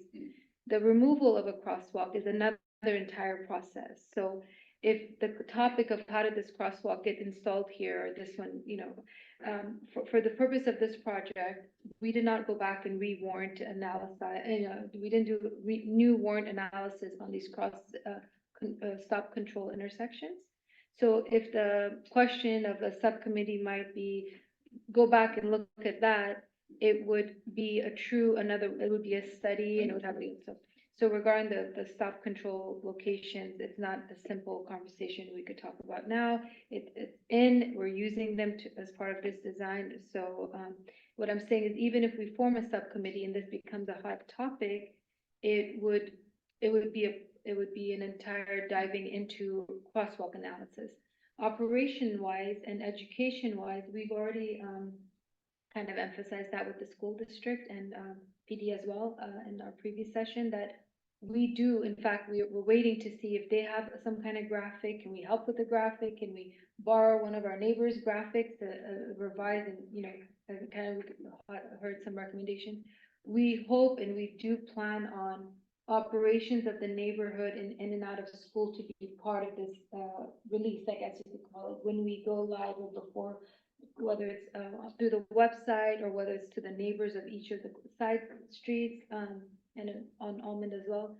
If I haven't emphasized, I'm sorry, but it's been a piece with the high school more particularly, that we need to educate everyone what the changes will look like. They already got used to this. And when school starts, new students, we have ninth graders. So I guess to summarize, any big topic that includes education or operations, traffic control, such as the stop controls that are in place, we're already, actually the education components were already in place. Anything that has to do with revisiting a control that's in place would have to be another engineering study to remove something if that was, something that is being asked. Understood. Any questions for her regarding what she just talked about? No, I don't have any questions. My thinking simply was, this has been an important project because it's a redo project and everybody's unhappy. I just thought it would be good for us to, some set of us to sort of look at the final thing before it went to city council. And I also just feel it's really late for us to go through all those point by point and say, we recommend it with these 5 points or 10 points. So that's why that was my proposal, but you guys can create a majority that thinks something different.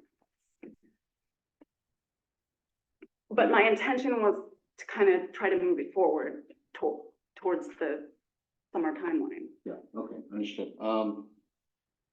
So I think you've heard a lot from the commission today. You have, in terms of, some of the feedback to the design, and there's a general I think the general consensus or an agreement that this is a design that seems like is in the right direction, right? So you have that recommendation from the commission. I would like to then move to the next, point, and let's discuss, what it is that we can accomplish with the subcommittee and what is it that we may want to do. Yes, okay. So I'm gonna close this item, and as I've closed it, I want to see if Councilman Meadows wants to make a statement now that this item. Okay, as I've been sitting here biting my tongue. Thank you, commissioners, thank you, staff, thank you, public. Sorry, Councilman, would you be able to come here so that Oh. you can listen? Thank you. Sure. If I can move after sitting, I sat 7 hours last night, so what's another? Service. Okay, thank you all. So, I sat here a week ago with the last meeting, the special meeting, and you got a lot of feedback.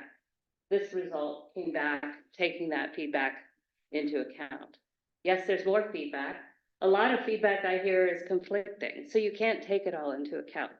More crosswalks, less crosswalks, more strides, less, bike lane, not bike lane.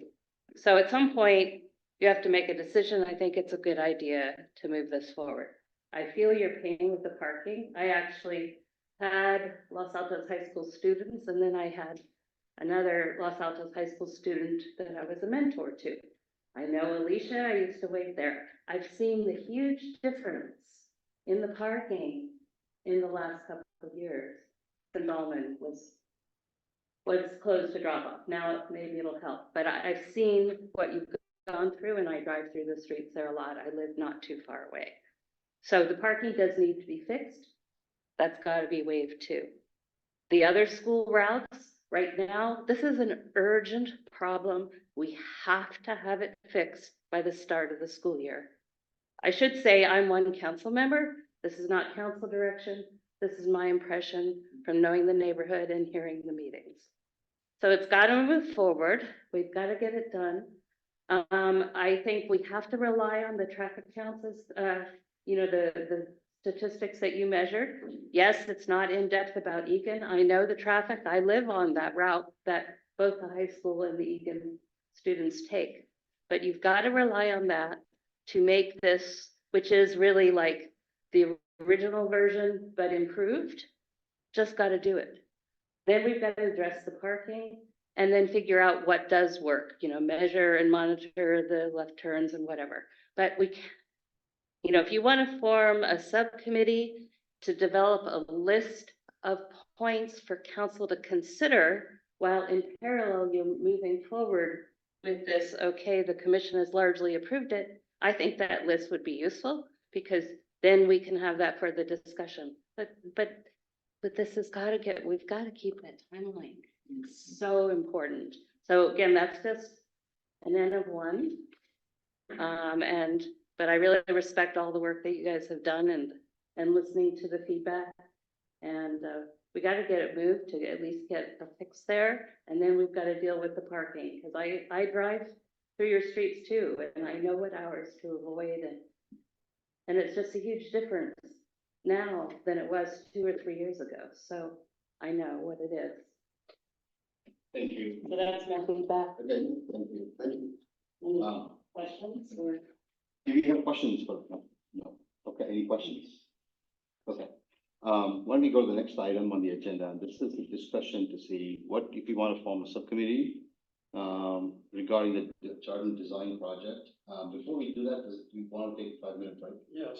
Okay. I guess my question was, oh, yeah, sure. I was gonna say, let's just form the subcommittee and then the break. Let's take a break. Thank you. I'm gonna pause.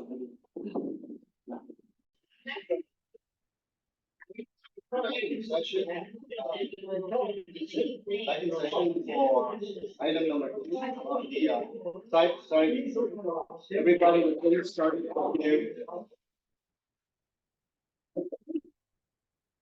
Item number 2 on the agenda, discuss the formation of an ad hoc subcommittee to discuss the design project. And if we need to do that and whether we want to, who do we want to appoint if we decide to go forward. I just wanted to make a few comments so that everybody knows what the parameters around forming ad hoc subcommittee is. That's, obviously it's comprised of not more than 2 or 3 the commission, ideally 2. Right? That should be sufficient. Obviously, that's two is less than the quorum for the commission. And if we decide to form, but before we do that, we want to clearly identify what is it that we want the committee to do and what's the timeframe. And we don't want that to be too long, to be pretty short, given that given this the nature of this project. The commission, the committee, of course, will work by itself. Under the guide, maybe take support from staff as needed. It's purely, again, the committee is purely advisory. So you are not making any decisions. It's an advisory role, and it accomplished the work that the statement that we outlined as part of the formation of this committee. So just a point of clarification, in reading what it said in the packet and in a previous discussion, my understanding that the ad hoc committee was there in case we did not move forward with the recommendation. If we move forward with the recommendation, which we have, then I think we need to define what the ad hoc committee is actually going to do and advise on. Right, that's correct, that's right. And that's the statement that the commission is going to, that we have to formulate as to what the output of that ad hoc committee is and what is it that they are, the right word authorized, authorized as the commission to do. So having said that, I'll take the recommendation as someone to start the discussion up as to what that subcommittee might want to do. Anybody wants to do that? Yeah, happy to do that. Okay. I think it could do two things. One, it could work with staff, if staff is willing to review the final designs and specifically some of the points that came up this evening. I can list them if that's helpful. And two, it could identify a set of things that the subcommittee could have a spokesperson or the chair could take it to city council when council deliberates on this item and sort of identify some of our concerns or some of the trade-off decisions that were made. So the council has that kind of put together. So I would say that would be the two things it could do. And then I think the first one, we could create a very quick hit list on some of the things that it do. One is, I think, if we need further answers from staff on the stop signs and the crosswalks, we can get that. If we need further discussion on opposite the high school, the bike lane, if somebody writes these down, that'd be really great, because then you can hand it off to whoever goes on the subcommittee I'm talking. And whoever wants to add to the list can add. So go ahead and repeat that again. Jardine and Valencia, to understand what was just said about stop signs and crosswalks. It sounds like what's there has already been put in, and so they're there, but just to verify, to talk with staff about that. Then opposite the high school, bike lane versus shared path versus like that. I think the entry by the tennis court, ensuring safety. I think one of the things that will probably get raised to council is this adding these new turn maneuver restrictions at Jardine and Casita. That's probably in the second bucket, raise it as a concern issue, but something we could discuss with staff, because we asked staff to consider, like, what is the flow impact of that? And I don't think we got a clear answer. So if they want to think about that and give the subcommittee kind of an answer of where they think the traffic will go instead or come from instead, and what impact that'll have. Understand, we requested staff to talk with Los Altos School District about how the junior high and maybe elementary, how the kids flow through, and if there's a need for anything at Jardine and Alicia, to Jardine and Casita with green markings for kids flowing through.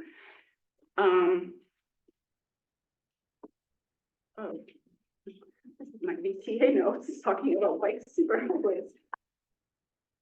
These scribbles over here. Hours of the loading zone was brought up. I got some input from the vice principal on that, but that was something that was raised earlier in the meeting.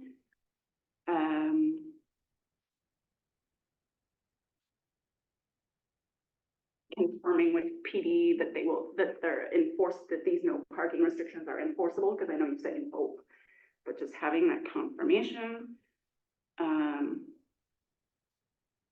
I didn't raise this before, but I don't know if there's anything to do about student pickup areas, or we just let them stand designated areas, or we just let them stand where they stand. And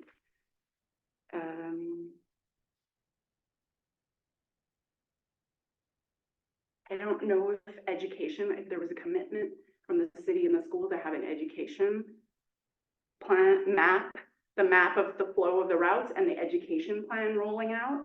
I don't think the commission needs to form that, but I think as taking this to council, I would think that would be a key part. So understanding if the staff and the school are planning that. Otherwise, I think that goes on our concerns list for council.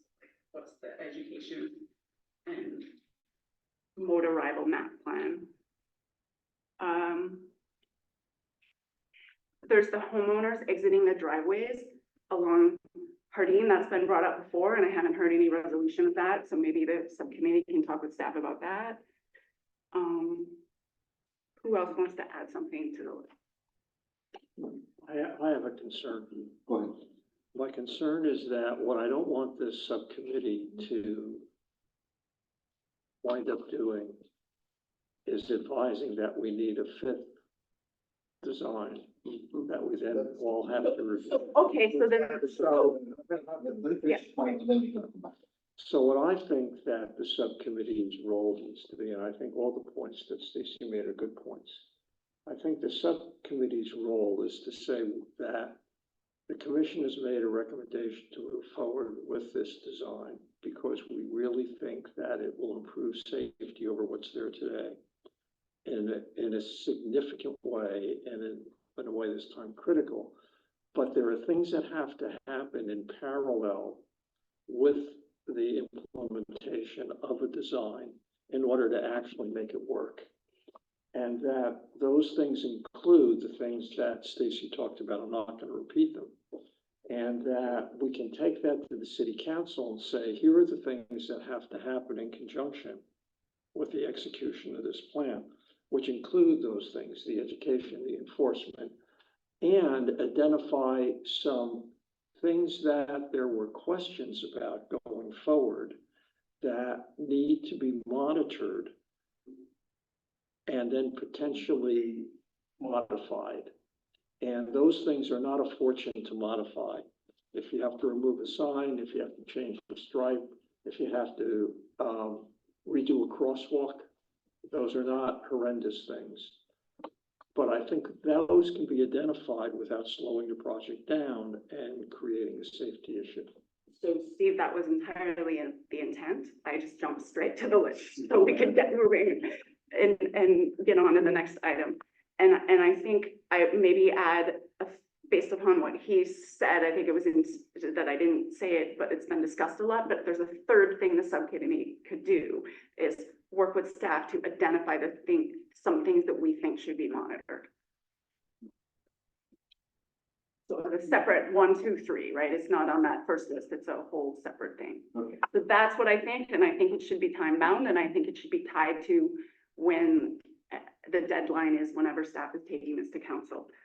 I don't know if it's this March 12th but I think whenever, because that could change. I don't know if it's still intended for March 12th, is it? Well, that's on the latest, it was on the latest one, this is from yesterday. That's from yesterday. I think what we're trying to address is what is this time frame you want to put on this thing? Yeah, So, I think the time frame would be that the work output is done such that it's aligned with the time frame that it's going to council. I don't think we should say March 12th because sometimes things change on what date they're going to the council agenda. But I think we also, before you answer that question, I think we're not recommending that the plan is on hold until this is done. That's not what we're recommending. What we are recommending is that we get this done in timely fashion, so it is part of the final decision-making process. Right? Okay, right, now that, Go ahead. Thank you. I do want to just add something that maybe that slide of the timeline, I'm sorry, I went through it a little fast. So we are not planning on taking it to city council for approval. By the time city council sees it, it's the award of the contract. And so, I just wanted to say that, I don't know if they'll have a chance.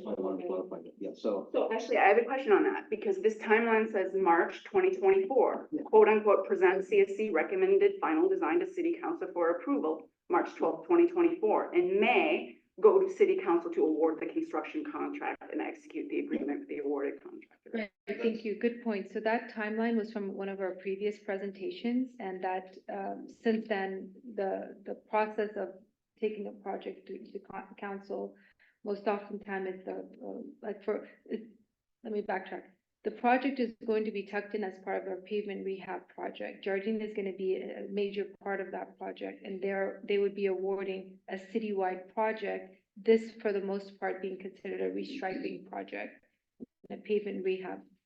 The points regarding data, I guess staff, I hope I've made that clear. We want to kind of show commitment to that any,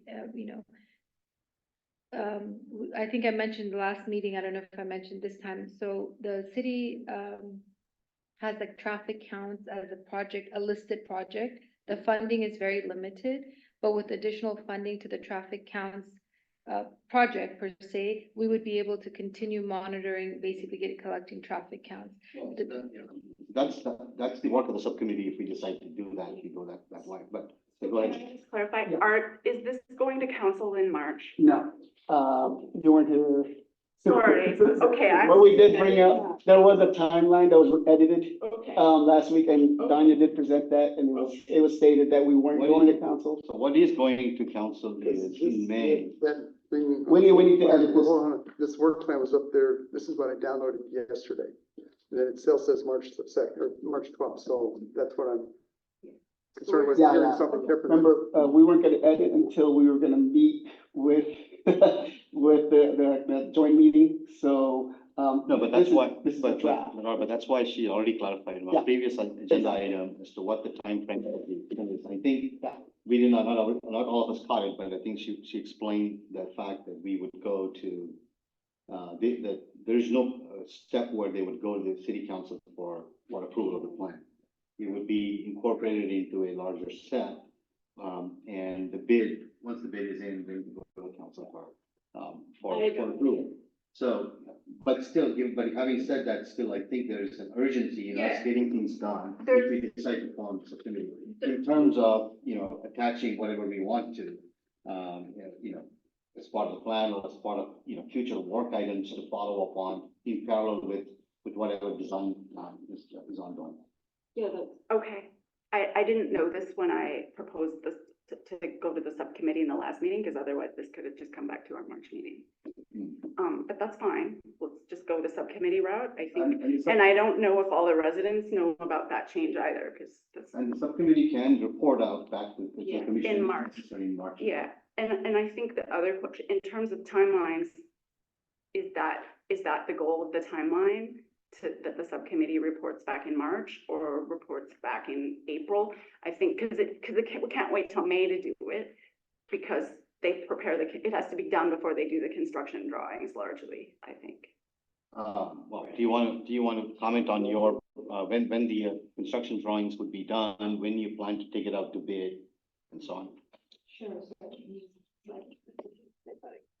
We've given ourselves, so we're in February 28th today. So we've given ourselves about a month to finish reviewing all the other streets that are part of this package, preparing the AutoCAD drawings and construction drawings CD, as well as engineering estimate. So we're basically giving ourselves pretty much the month of March to prepare all of those plans, which is why in April is when we would put it out to bid. April, we're required to bid it for 30 days or put it out to bid for 30 days. April, that brings us basically to the May, and that's us really, moving really quickly to accelerate the award or the lowest responsible bidder kind of in contract, because by the time they're going to city council, they've signed their agreement. They're just so So. So maybe the subcommittee reports back in the March meeting. And then that gives the members of the public to see the work the subcommittee done in comment. Actually, so in the month of March, we're preparing the construction drawings. So in April, it's going out to bid. The whole month of April is out to bid. And I could bring that slide back up. It was one of my last slides. Because our old slide says that the construction drawings are prepared in April. Yes, so the construction drawings are getting prepared in April, even on the current timeline. So that's 30, we're giving ourselves a month of preparing the construction drawing. And May is awards, so we're trying to, obviously, we have to meet the 30-day bidding open advertisement period. Then there's a period of, just because the bid got opened right away, you're not getting into contract. So staff actually need time to review the contractor's response and check their numbers, check their quantities, check their. Yeah, I think that, Tony, I think what we're trying to make sure to understand is, I think the back end of the process is clear as to what needs to get done. But then you're preparing the engineering drawings starting now. Today's meeting. And then by the end of the March, you'll have completed the engineering, construction drawings. Construction drawings. And then April, you use all of month of April for your bidding process. Right. So, okay, hopefully does that clarify? Yeah. Maybe you'll just say, or help us simplify this. Yeah. When should the subcommittee have their work done? And are you guys available to work with the subcommittee? Just give us a deadline date. If you form a segment, myself, Yeah. then we will set up, I think you guys. The way the subcommittee, So, the then way- you can set it. again, the staff is only there to advise if you need now. The work is being done by the subcommittee. Yeah. So I guess it's a request to staff, that we can request staff to help, with whatever the work the subcommittee does. But it impacts the whole process and timeline. So I think I'm just trying to get a date, and I don't know why it's so complicated. Sorry. It's getting way too much. Yeah, go ahead. Yeah, so I don't think it needs to impact the timeline. I think that, the staff and the consultant are on a path with a timeline. And I think if the subcommittee works, with a conscious understanding of that timeline and gets the right resources to work with them, identifies the critical success factors, identifies what has to happen post-implementation in order to make sure that behaviors change and that safety is as optimum as it can be, then I think that can go to the council at the same time for them to see. I think it will be successful. So maybe the subcommittee reports back to the commission in March, works with staff in the meantime. And then we keep the subcommittee at this point open until May, when it goes to the city council, and we can close it sooner if we need to. Does that work? If we have one? What is the output of, what is the work of the subcommittee? Does the case to keep it so? I don't see the reason for us to keep it that long. I think, we have to produce some item, I would say 2 to 3 weeks. And given the fact that the design will continue, and the idea here is to make a list of those things that we know are checked off and something to monitor going forward. I think that was the primary, sort of the subcommittee. What I would say is the thing we have to worry about is that it doesn't impact what's going forward. So that we put a caveat in there that says it doesn't affect any of the changes. I don't think we need to put a caveat in there. I think it's pretty. Or maybe it's understood. Yeah, it's understood. Because I don't want to have because this the statement, yeah. I don't want it to come back and then have to go through this whole process again. No, I think we're making a recommendation to go forward with the design. I think what we are saying at this point is, there is a list of things that we want to attach or to make sure are ensured that are addressed. Particularly to do with some concerns about monitoring and, possible recommendations for what we may want to do in the future. Right, I mean, an example is what. Or to the other, the category of to understand why certain decisions were made. Right. Yeah. So it's understood, then it's not gonna be an impact to this. Correct. But, okay. Well, that's my understanding. We should have that understanding, yeah. Yeah. you want to make it?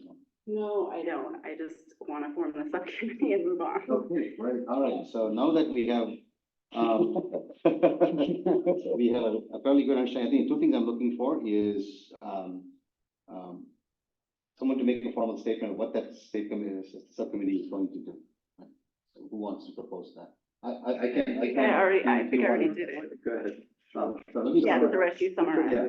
The idea behind the subcommittee will, look at the plans and make a list of items that were commented on today, as an addendum to the plan that, will be considered in either monitoring or possible future work items to come back to the commission. It's clear that the subcommittee is not impacting the design of the project, or the work, or the timeline of the project. The idea is to support with understanding how decisions were made, make a list of points as to why certain decisions were made, what recommendations and maybe in terms of future monitoring and what the commission what the commission is looking for, post implementation of the project. Does that make sense? And I think that you might just make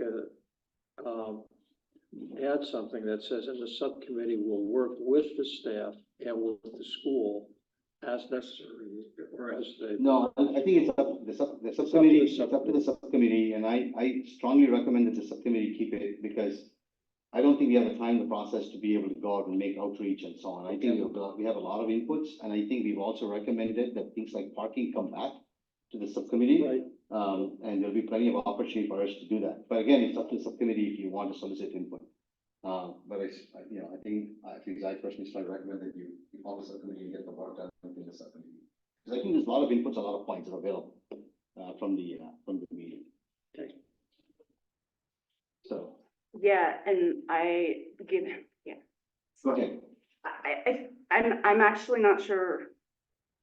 Given that this is not going to council as a separate item, it's just going as part of the whole paving thing. I don't know if council's gonna have I don't know if they're expecting to have a large conversation about No, it. I think I heard from Councilor Neros that, they'll be happy to consider the list. So go ahead, you can try to follow.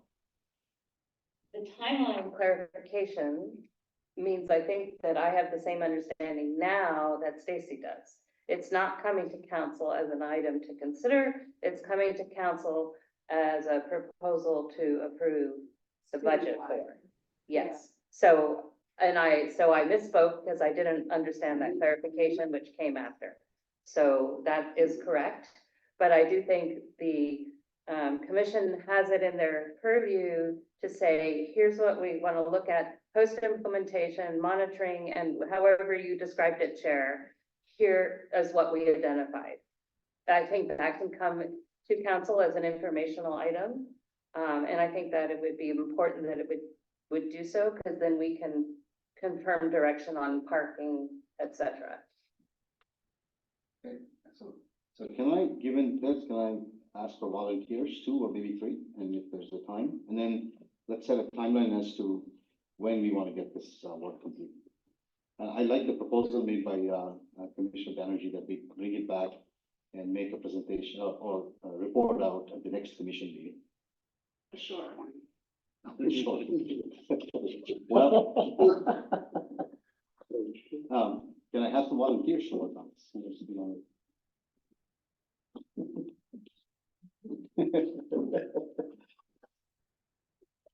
Nobody. I will join the subcommittee.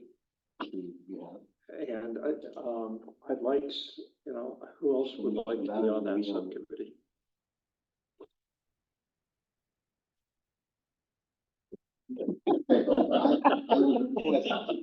Subcommittee 1. That's fine, okay, and Commissioner Helmholtz, if you're interested, and you can, I'll let you, we have to make a call as to who on the subcommittee today, the meeting. Yep, let's do it. Okay. You ready? Three's a party. All right. Volunteer the people that aren't here today. Do we need a motion for this or no? I think. I don't. No? Okay. Okay. All right, so. Thanks everyone for bearing with us. There's a new process for subcommittee and this is our first time through it. It used to be really simple. I think, Um, I think this is much simpler than all the things that you have all gone through, sort of the entire process, so. Well, last committee we had, is myself and Suzanne, and that was a while ago, it was over a year ago. Okay, and then, the timeline for the committee would be, until the next commission meeting.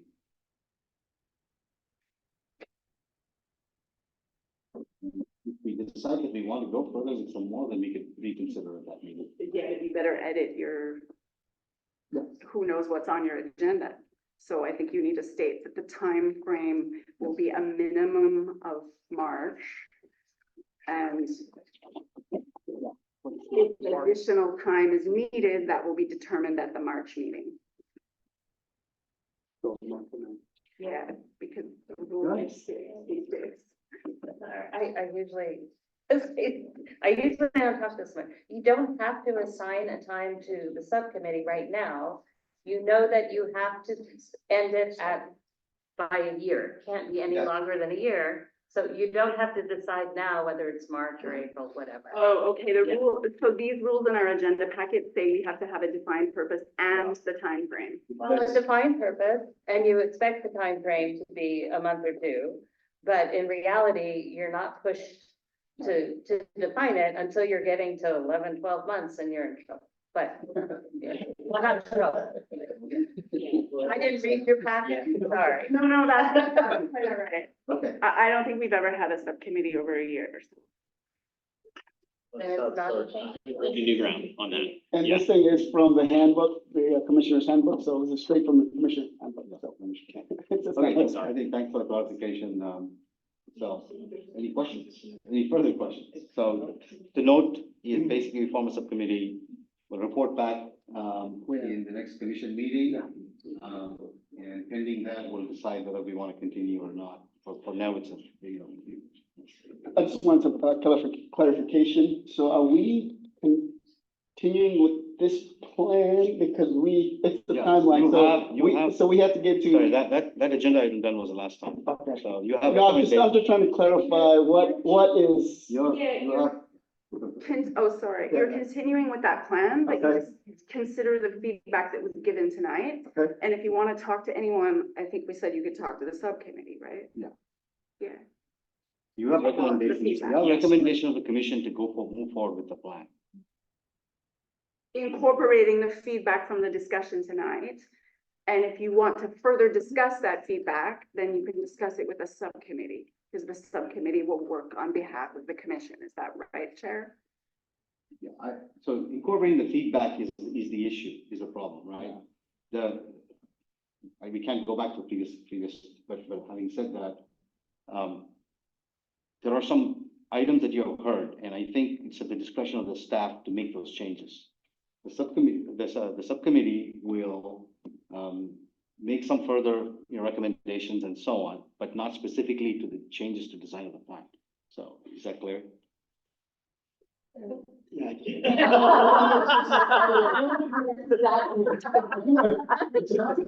Staff can talk with the subcommittee That's about. right, if the staff has clarifications, you can talk to, is this something that we're authorizing the committee to do? Yeah.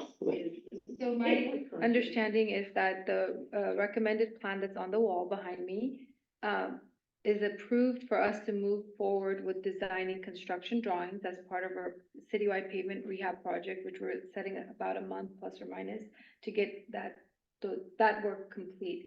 During this time, if the subcommittee gets formed, it got formed, and the feedback is as a traffic engineer, I'm thinking some of the feedback I heard actually opens more doors and bigger conversations. Some of them are policy questions, for example, and I mentioned this earlier, crosswalk is a beautiful thing that most cities actually have a crosswalk policy. And, so a lot of these topics that came up with this emergency project to make safety, address safety concerns. So I'm here as a consultant to the city and I'm here to help and answer questions. So let me just give you one example to make this clear. There was a recommendation about the crosswalks Vice Commissioner Banerjee, regarding, no, specifically to do with the Jordan. So I think, Chair, if I may, I think everybody on the subcommittee knows that we're moving forward with this design, that it's going into the bid for the paving program, and the subcommittee is gonna work towards that thing. So I think if we just give the subcommittee that direction, that we're not opening new fronts that are gonna derail the project, we're not doing that.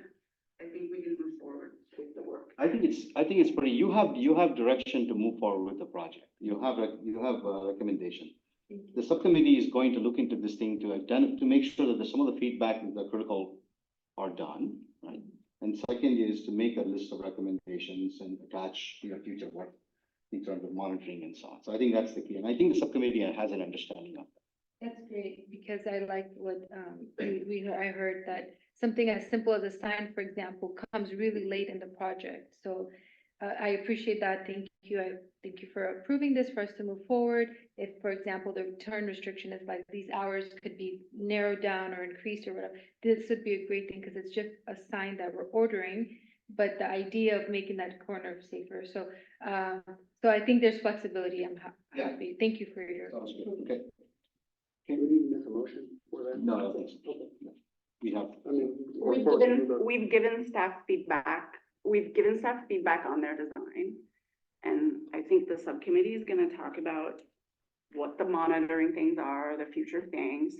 Is available to talk with staff about some of those recommendations and what can be incorporated in this timeline that you have. But the subcommittee is not gonna ask for things that extend the timeline or open new doors, period. And then now I think all the conversation can happen with the subcommittee, so we can move on.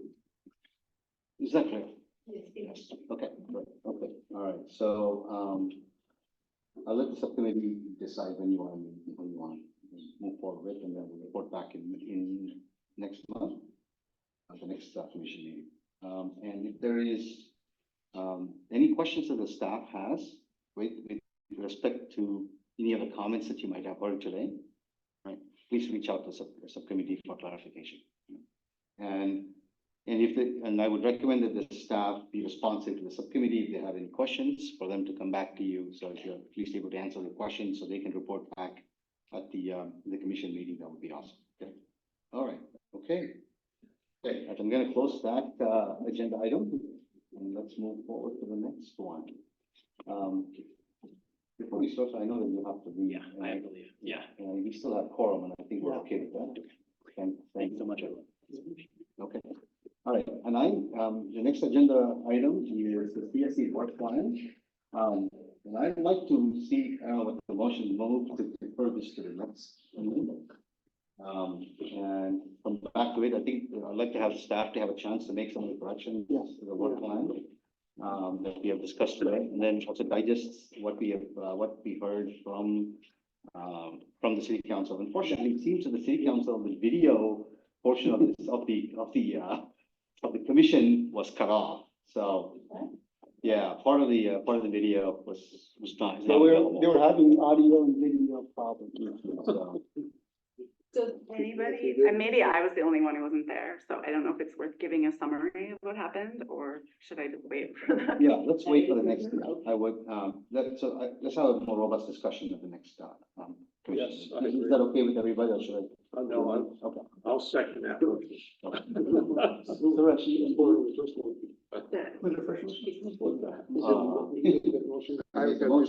Motion, Steve, second. Who said second? I was gonna. Oh, you want that motion? Oh, okay. Who's over? Who motions? I motion. Steve. Oh, yes, motion. So, Chair had the motion, Yeah. seconds, I seconded it. Okay, sounds good. with corrections, To right, but it's also Move it to next meeting. Yeah. but also with the changes, because you're gonna have to update. Yes, The changes. to and then, that. are we gonna do a vote? Yeah, and then. Are we gonna vote on that? Which one? The motion? I just did, and you got an item. Okay, we're good. Okay. Unanimous. Let's move on. So let's go to the next thing, agenda item is approval of the meeting minutes from the last meeting. I move to approve the minutes. I'll of January 31st. I'll second it. Second, Tom. Aye. Any comments, Tom? All right, so everyone says aye. Aye. Okay. Okay, we're forward to- And Unless we have any pressing, items today, anybody wants to report out on anything?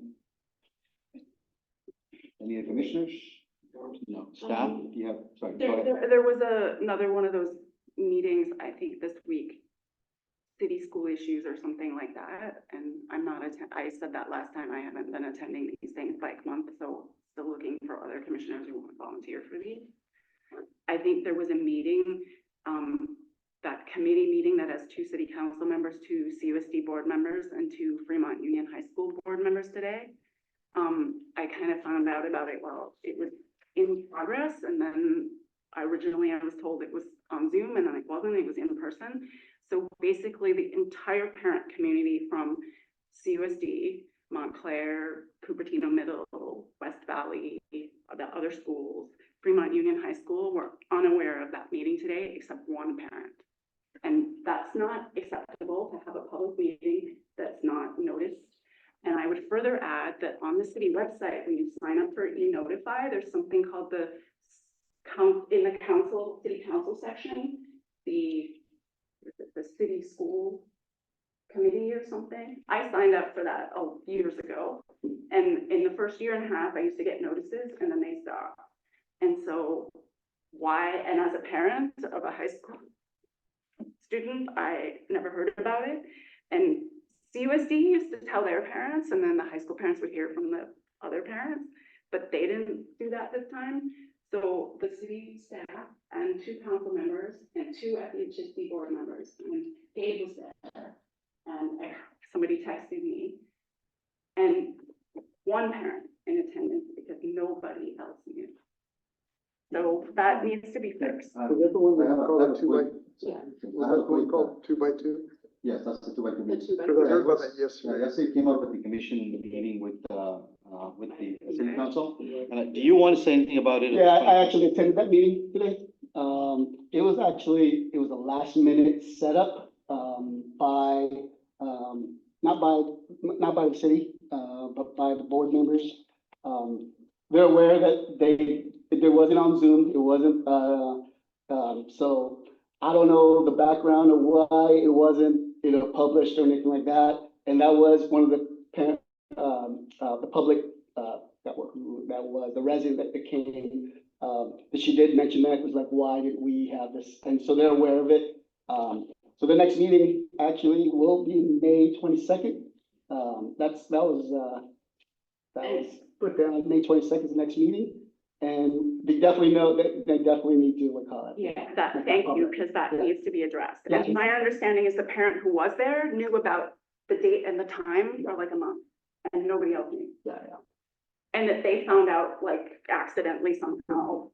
So, And I think, maybe I may make a recommendation to bring it back as an information item to the commission. Sure. Okay, all right.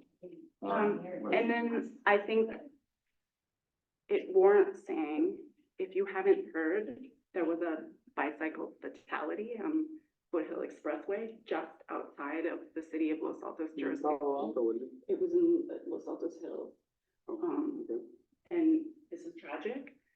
And I think that, there's this nationwide concept of Vision Zero for many years. Where your goal is no pedestrian and bicycle fatalities and no severe injuries. And I feel that we're not on that march in the city, and we need to get on that march, because people riding their bikes shouldn't get hurt, much less killed. And I don't even know how to tell you how I feel about the fact of a fatality. Is there no version on the city website? Our city does not have a Vision The Zero reason I plan. ask is because Mountain View does have it on their site. Our city does not have a Vision Zero plan. Is that something that, I don't know. We can bring it back to work. That's why we have work plan. We can have a discussion on that at that time. Okay, anything else? Okay. Do you have anything to report on today? No. Small thing. Yes. Sent out all those meetings for all the rest of the year. The one in November. Yeah. That, if you still want to have it on the day before Thanksgiving, that's up to you, Yeah, but I will I not be think there. Stacy brought that up the first time, so. Yes, we could, I don't know when we would want to discuss that. Well, let the staff make a recommendation as Okay. to when that. I would suggest maybe we could have joined the November and December meeting together, and maybe have it early part of December. Yeah, that we're not allowed to We're not- meet in yeah. December anymore. Yeah. Thanks to our city council. So we'll have to find. Making changes. This was the subcommittee was Yeah, changed. we can make an exception. You can always have a special meeting. I thought we were so week on in December. Well, in December maybe, but if you have to have an urgent meeting, you can propose it. I mean, Okay, I'll let the staff do some research. Yeah, and come yeah, up yeah, with or November, proposals. yes. Okay, It's not- sounds good. Okay, anything else? Future agenda. Future agenda items is the next thing on my list, yes. The future agenda items are going on the table.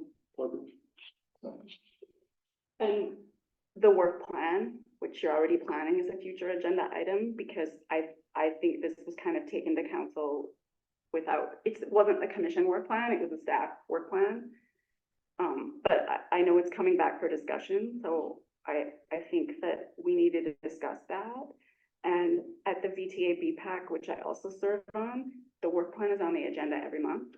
And I'm wondering if that wouldn't be a good idea for us to, until we get in better shape and cadence and plan to get it on there, unless what comes, Let's have a unless discussion it comes at what the let's next have a meeting. discussion at the, next Yeah. meeting.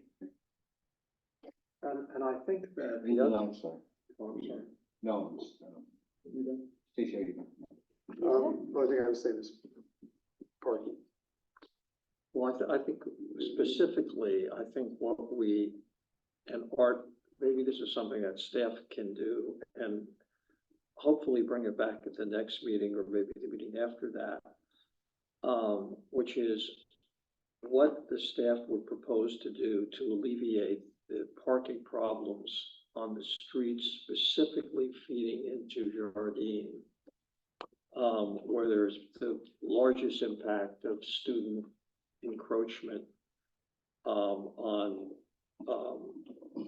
those streets. That affects the safe routes to school. Just a clarification, the commission can direct, to make a work item for staff. Okay.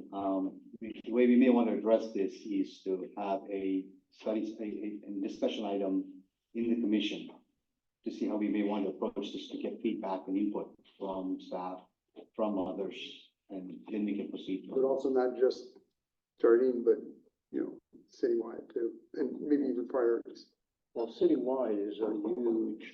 Well, I agree, but undertaking. our whole complete streets are citywide. Okay, got it. Anything else? Okay, no, I don't have anything else on the agenda item we are planning, to discuss next month. Having said that,